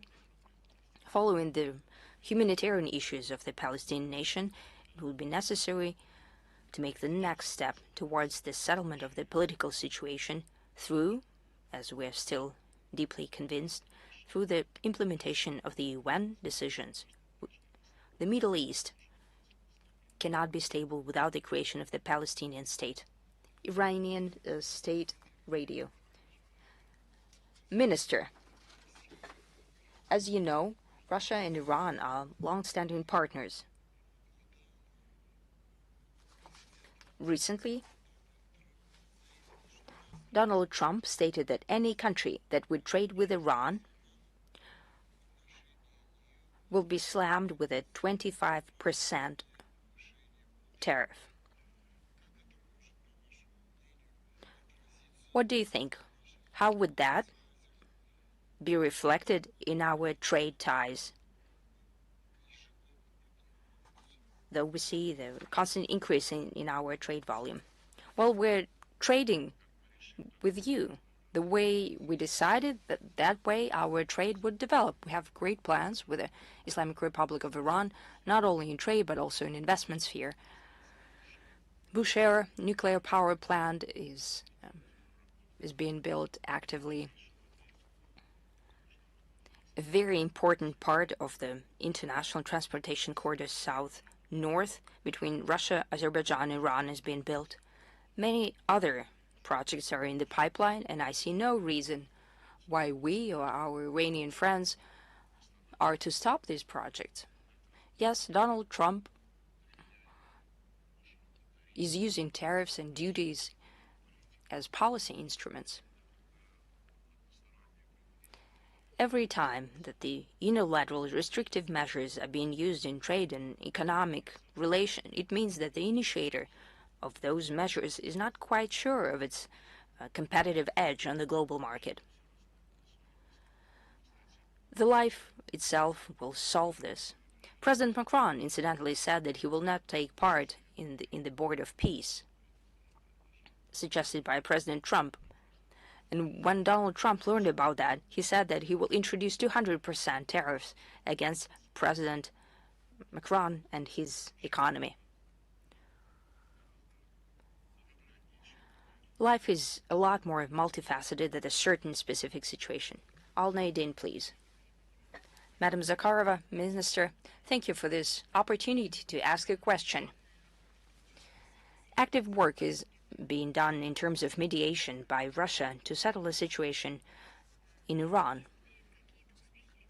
Are there any successes, or what are the result of active Russian mediation? We see highest level talks with Israel and with Iran. Are there any results? What are they? Can Russia use their mediation, rather successful mediation experience to possibly settle this situation that also has to do with Lebanon and Israel, considering rather strong ties that Russia has with these countries, both with Israel and Lebanon? Thank you. Naturally, considering that there is continued violations.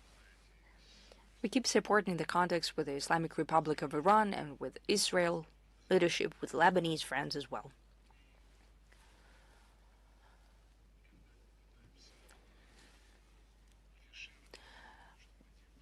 We don't try to publicize our successes and what we do. Your question mainly has to the fact that there was a leak that in contacts between Russia, Tehran, and Tel Aviv in the past months, in the last months of last year, there were certain discussions about understanding, not to threaten with an attack, and mutually Israel towards Iran and Iran towards Israel. Since that was leaked to the media, I can tell you that there were contacts at the initiative of our Israeli and Iranian friends, and every time that anyone appeals to us for aid, we are always happy to provide our good services, but we do not impose them on anyone. But when we are asked, we always respond positively. The same can be applied to the situation in Lebanon.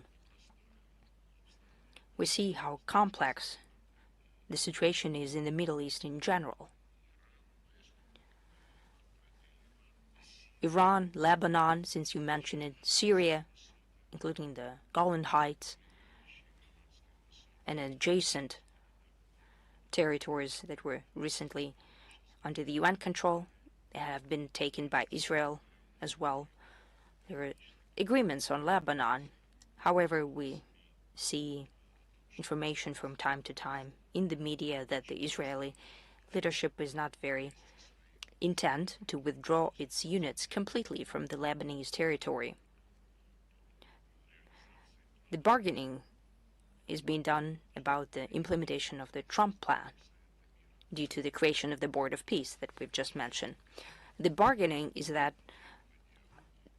how to interpret the need to disarm Hamas. Hamas seems to be prepared. However, Israel thinks it's not sufficient. There are a tremendous number of questions. How to free the Gaza Strip, and Israeli officials saying it openly that they don't want to leave from the entire territory. Therefore, it's very hard for me to say the way the plan will be implemented. There are many variables there. I think President Trump invited about 50 states to the Board of Peace, and that means that he understands that it's impossible to solve this issue alone, just like any other issue in the world.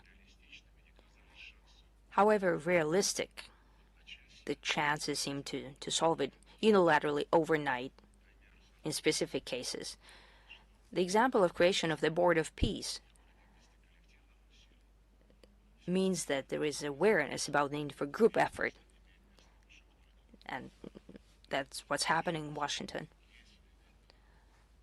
But it bears repeating that if this a group of important countries invited to the Board of Peace, and if they can help to move forward towards the stabilization of the region, also by implementation of specific UN resolutions and decisions, Russia thinks that will be already useful. Komsomolskaya Pravda, please. Minister, we all know you as a defender of rights of our compatriots in many countries of the world. Lately, there have been many cases when our compatriots don't have the opportunity to confirm their citizenship when they live in other countries. It comes to the fact when sometimes citizens need to fill out the papers to confirm their citizenship to reapply to it. Can it be solved systemically? Does it mean that we're creating an institute of non-citizenship? We can't solve that issue, and we're dealing with it. Our ministry has initiated the interagency group format.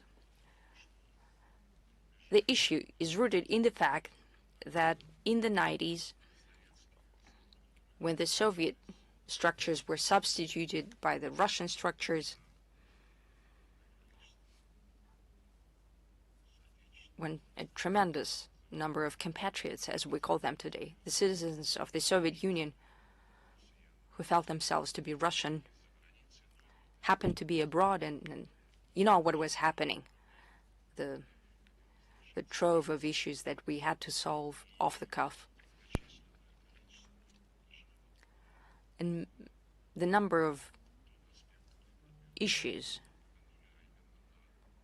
that you've just mentioned, I mean, receiving the Russian citizenship has to do with the fact that in many cases, our consulates gave foreign passports, international passports, to the Russian citizens. These people could not get internal passports. They didn't have time or did not want to travel to Russia, but they wanted to be a part of the Russian world. When these passports, international passports, expired, naturally they went to the consulates asking to renew these passports.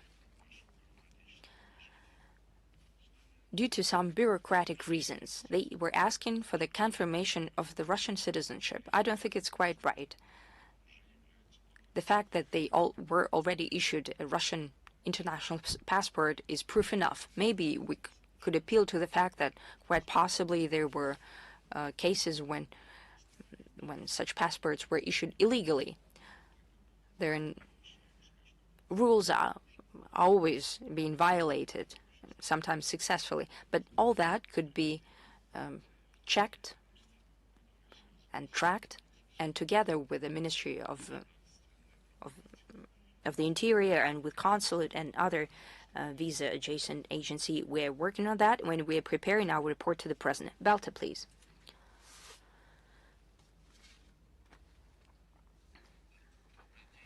Good afternoon, Minister. I would like to continue on the topic of our restless neighbors of Russia and Belarus.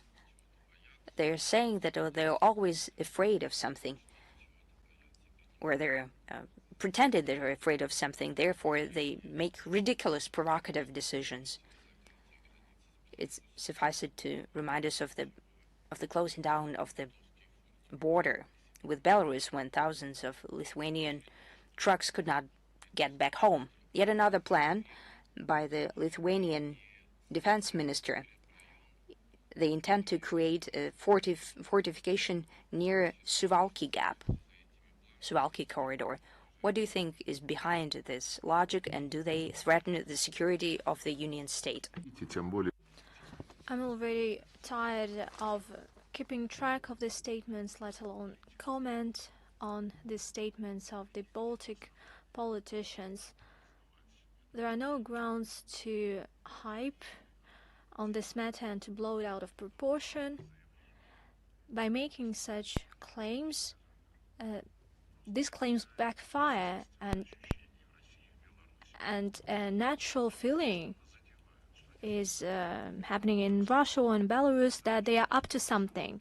They are up to some kind of a provocation in order to provoke some specific actions on our part, and then to call for the unity of the European Union and the North Atlantic Alliance. And the threats against the Kaliningrad region follows the same path. We would not engage in this exchange of rhetorical threats, but everybody should know that that would be suicidal for those who engage in such kind of provocations. If they're concerned about the Suwalki corridor, I saw a lot of video footage and photos that a great deal of military resources will be released, will be free in Greenland. A lot has been said about Macron, and it would be wrong not to give the floor to RT France. So, this is RT TV channel. I know that there are French journalists here, but they're not quite active. Okay, then you are next. RT France. Igor Kuroshenko, RT France. Thank you for this opportunity to ask a question. Actually, we have two questions. Last year, there have been first contacts between Russia and the Sahel States Confederation. At the same time, the Foreign Ministry noted multiple attempts by Western countries to destabilize the situation in the region. What does it have to do with that? And what is the plan of Russia? How does it intend to further develop relations with the Sahel states? And the second question, if I may, last year we've seen an outburst of conflict in the DRC, and despite the mediation by the United States and the signing of peace agreements in Washington, the conflict hasn't been resolved completely. Why do you think these initiatives not lead to peace? What is the key to resolving this crisis, and is Russia ready, given the relevant request, to provide its mediation? By way of answering to the previous question, I have already said, if we are asked for mediation, we do not deny anyone. We have good relations with Congo and Rwanda, and we want to see the conflict between them end, although the prospects for the settlement of this conflict is nowhere within sight.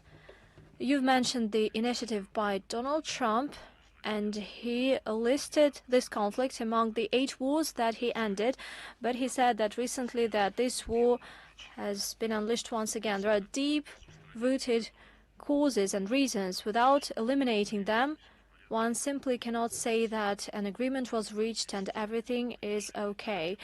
There is this M23 movement. It's not quite legitimate, but it is quite strong. There are a lot of other factors, and once again, should there be a request, we will take a look at how we can help. In principle, for many years, we have been resuming our close cooperation with Africa. In 2019 and 2023, we had 2 Russia-Africa summits. We plan to have the 3rd Russia-Africa summit this year. There were 2 ministerial forums.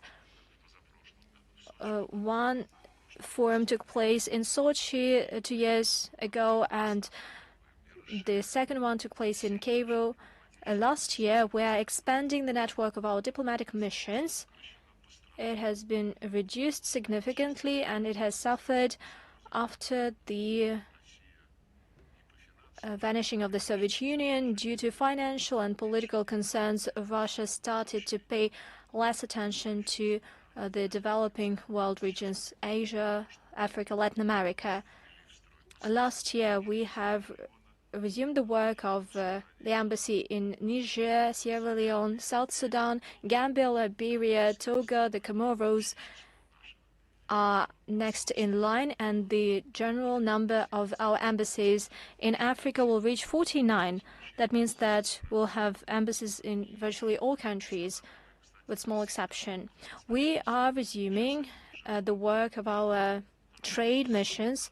They cover 15 African states, which is not enough, but this is the work in progress. You have mentioned the Sahel State Alliance. Over the past 3 years, after the alliance was established, we've been helping actively these states in getting rid of the neo-colonial dependence from former colonial powers, in developing their economy, statehood, defense capabilities. Our experts are working there, both economy experts and military experts. We signed last year an agreement, framework agreements with Mali and Togo. We are establishing intergovernmental bilateral commissions with these states. We have already established this commission with Mali, and we are finalizing the process with Burkina Faso, Niger, and the Central African Republic. And we sign a host of other agreements with them. We see that the French, former hosts of this Sahara-Sahel Troika, try to stand in the way of successful work of the government, of the authorities in this country, and they resort to terrorist means, and they use various terrorist groups and what remains of the Islamic State and other terrorist entities in Africa. Facts are clear. Such kind of activities is carried out involving Ukrainian instructors. Upon the instruction of the Kiev regime, they are ready to hamper the Russian Federation and all our friends in all parts of the globe. Well, thanks God, everything is smooth in their country and they can deal with external expansion. That's what they are doing. But I am sure that the African states clearly understand that such kind of interference into their domestic affairs is nefarious, is bad, and what we see clearly now are good prerequisites for establishing normal win-win relations between the Sahel Alliance and the economic community of Western Africa, ECOWAS, just like between the Sahel states and the African Union. After nationally guided politicians in Burkina Faso, Niger, and Mali came to power, well, there were some gaps in these relations, and now some efforts are taken in order to resume the normal cooperation, to resume relations. We welcome that, and we are ready to contribute to that. French representatives, we have the press conference for 2.5 hours, three recapping questions. Okay. France, over to you. Lavrov, Donald Trump himself said to the Europeans to focus on Ukraine, but is Russia ready to let the Europeans play a role in Ukraine, especially after a possible peace agreement? I have already mentioned, I have already responded to the relevant question. It's not about somebody giving others a chance to play a role. It's about whether you want to do that. That's the first one. And the second question, can you play a role that would lead to a durable peace? I do not see such kind of figures in Europe who are active on the Ukrainian file. I'm talking about Berlin, Paris. I've even forgotten. Oh, Brussels, definitely. Helsinki, the Baltic states, and London, by the way. It is, while speaking on behalf of the EU, I know that maybe they placed their bid to rejoin the EU, but still there is these five figures: Starmer, Macron, Merz. Well, these politicians. And Ursula von der Leyen, naturally, and other leaders in Brussels, I do not see their interest in putting an end to the conflict. Once again, let me reiterate what I've mentioned in this hall some time ago. What they aspire to have is to endorse the Zelensky plan, as they put it, some kind of 20-point plan. And the crux of this plan is that the immediate truce shall be established, and these truces should be accompanied with some legal security guarantees for Ukraine. It begs the question, what would these security guarantees deal with? How it looks like right now? Well, it is the guarantees that the current Nazi regime will be preserved in the part of Ukraine that will be kept and that will be ruled by this regime. At the same time, all this talk about this being the best plan and it should be endorsed, the most important thing is to convince Trump, and then Trump will convince Putin, and they have only one goal in mind: to keep this regime in power. Zelensky has recently claimed it publicly. This regime will never recognize that Crimea, Novorossiya, and Donbass are Russian parts. They will strongly oppose that. Truce throughout the current battlefield line, and then foreign countries will help us. They will build bases, military bases, as was claimed by Starmer and Macron, that they will deploy their boots on the ground in Ukraine. They will build the military hub networks, military bases, that is, and they will continue have a military build-up in this territory, pumping weapons to Ukraine in order to create the security threats to the Russian Federation. So the idea of Trump that was discussed and that was supported by us in Anchorage has been brought to naught by this European group of elites. They do not want to have any final outcome. Zelensky says, well, we'll stop, we'll have security guarantees, we'll sign a plan with Trump on the rebuilding of Ukraine that is worth 800 billion USD, and we'll leave the rest. Well, this is a confession of their genuine intention, and their genuine intention is that they will keep on using military force to create threats to the Russian Federation. As for whether we are willing or not willing to cooperate with Europe,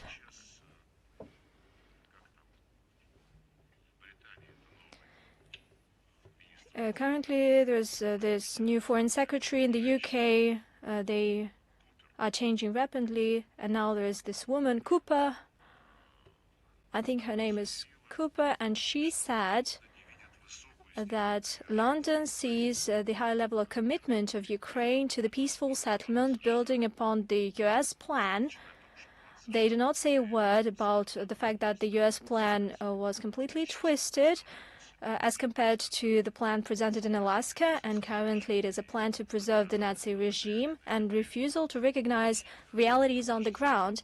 And she said the proof, there is no proof that Moscow intends to seek peace. I know that these British ladies claim and make their stance clear without any hesitation, and hence it begs the question whether there is this place for Europe.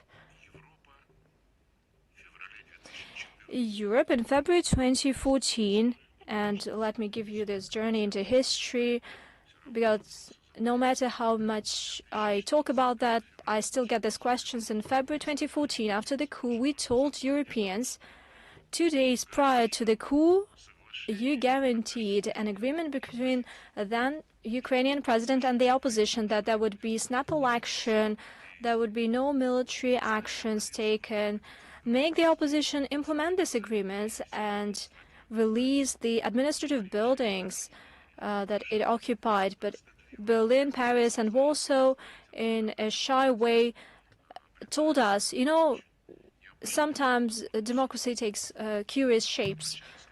And that's it.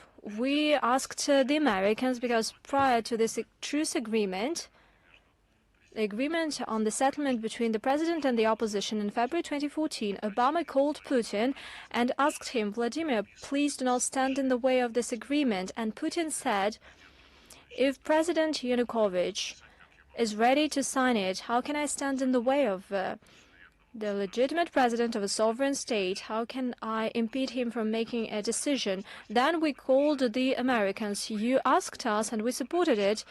You cannot stop your proteges who you've been funding. And they avoided answering our question altogether. When the putschist group that came to power stated immediately that they would abandon, that they would cancel the status of the Russian language. That was the first official statement. And the second statement is that they would send fighters to storm the Crimean parliament. And after that, Crimeans rose against these authorities, and they said, we do not want to do anything with you. They had a referendum, and the Donbass referendum took place as well. The Kiev regime sent the combat aviation using artillery in violation of all norms of the humanitarian law against its own population. Remember how they bombed Lugansk, the heart of the city. The administrative buildings were bombed by planes. What did Europe say back in the day? Jan Rasmussen, NATO Secretary General, said, we urge the new authorities in Kiev to use power proportionately.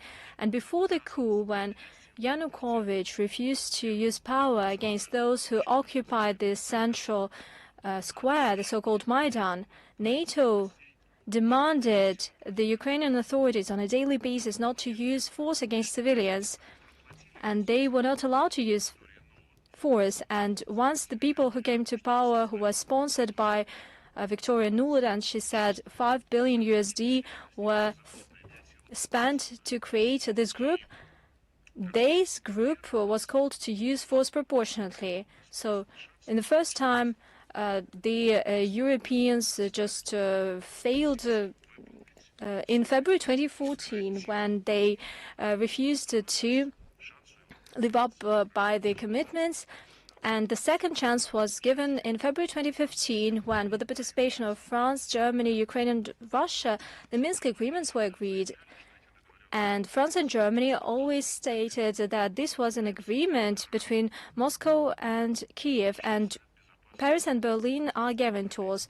We went to the Security Council, which endorsed these agreements, and then it turned out former President Hollande and Chancellor Merkel, they recognized 2 years ago that nobody intended to implement these agreements. They simply wanted to buy time to rearm Ukraine. That is exactly, that's been publicly stated as an imperative for Ukraine. 2 months truce, and then we'll see. The main point is to keep the regime in power. That's the second chance. The third chance that Europe got after the beginning of the special military operation, or before the beginning of the special military operation, Europe had a chance to support the initiative by President Putin to reach an agreement on the security guarantees between Russia and the North Atlantic Alliance. And our initiative was rejected. They even refused to discuss it. They said, well, it's not our business what we're doing in NATO and who intends to join NATO. After that, the special military operation was launched following the request of Donetsk and Lugansk People's Republic that we recognized as independent. So Europe has failed on its chances even then. In April 2022, upon the Ukrainian proposal, the parameters for settlement were negotiated in Istanbul, and Europe did not stand in the way of Boris Johnson, who banned Zelensky from signing these agreements. That's it. I do not know what Europe is intending to do. Does it intend to have a situation when they can keep on deceiving everyone and keeping up with its anti-Russian agenda? Well, why do we need to do that? The penultimate question, TASS agency, please. Good afternoon, Minister. Madam Zakharova, Ilya Yermakov, TASS News Agency. Today, Russian embassies in countries with unfriendly governments are basically under direct threat. I'm not just talking about the U.S. actions. Consulate generals have been shut down in Poland. There are attacks in Sweden, and there's been talk about seizing land in other countries. What is the toolkit Russia can resort to in order to respond?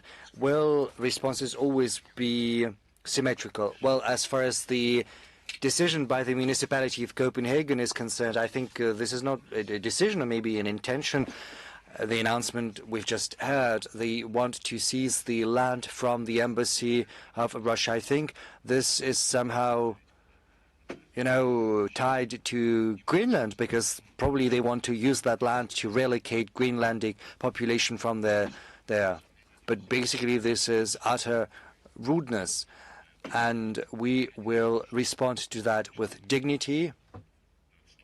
I don't think that these Danish bureaucrats will be able to create such flagrant precedent, which is going to be impactful on great many other situations. I wanted to say that when responded to one of the previous questions, then I thought better. Right now I'm gonna get back to that thought. I'm gonna quote an important Russian statesman.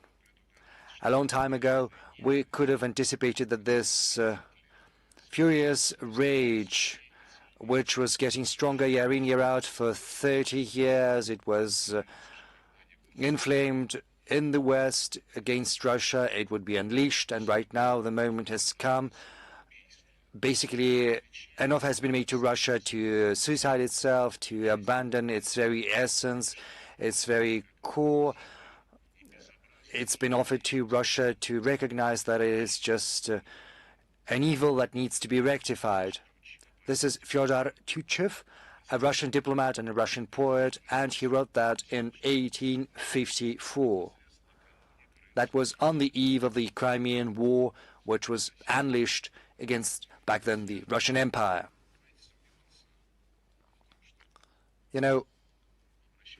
I was hesitant about resorting to this quote. Some would say this is paranoia, nothing else.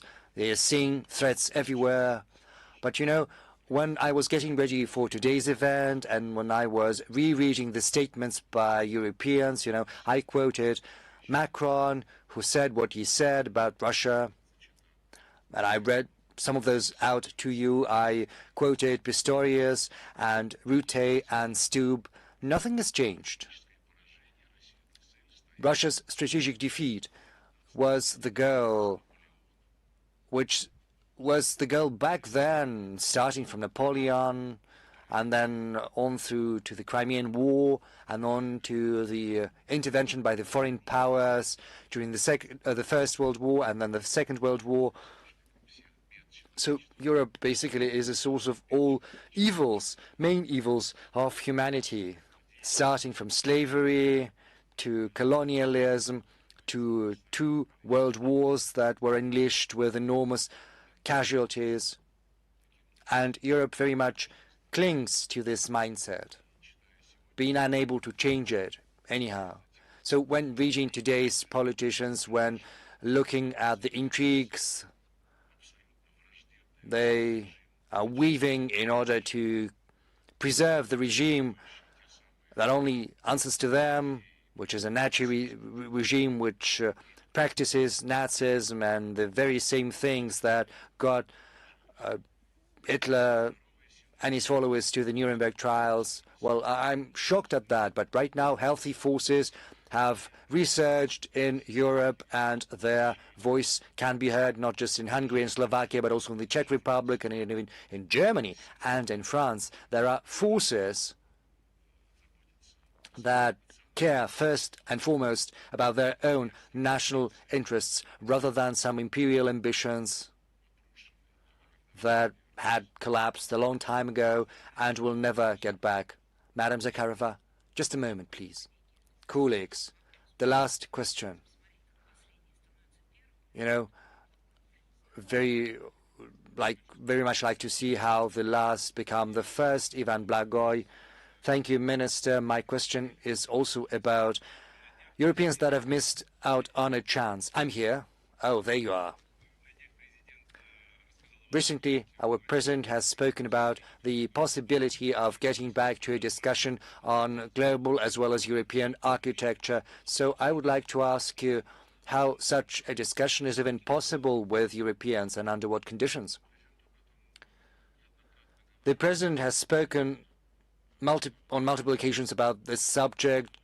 He spoke in this very room in June 2024. He articulated our approach towards the Ukrainian settlement, and he did that in great detail yet another time, and he also presented his vision for a Eurasian architecture of security, and we assume that Eurasian security comprehends security across the whole continent, because it is impossible to divide this single geopolitical and geoeconomic space. But until recently, those who had been promoting the concept of Euro-Atlanticism were precisely in this camp. They wanted to build a NATO with an appendix in the form of the EU, and together with the Soviet Union, but that was a different time, they set up the Organization for Security and Cooperation in Europe, and once the USSR was gone, this tool was repurposed with a view to eliminating any traces of Russia's influence across this geopolitical space.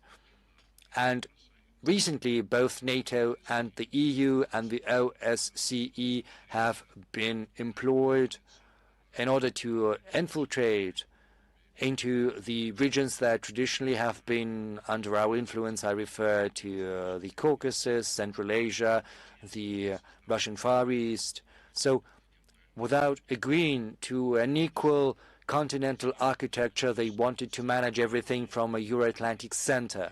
That was their purpose. And these ideas are very much alive and relevant, at least for them.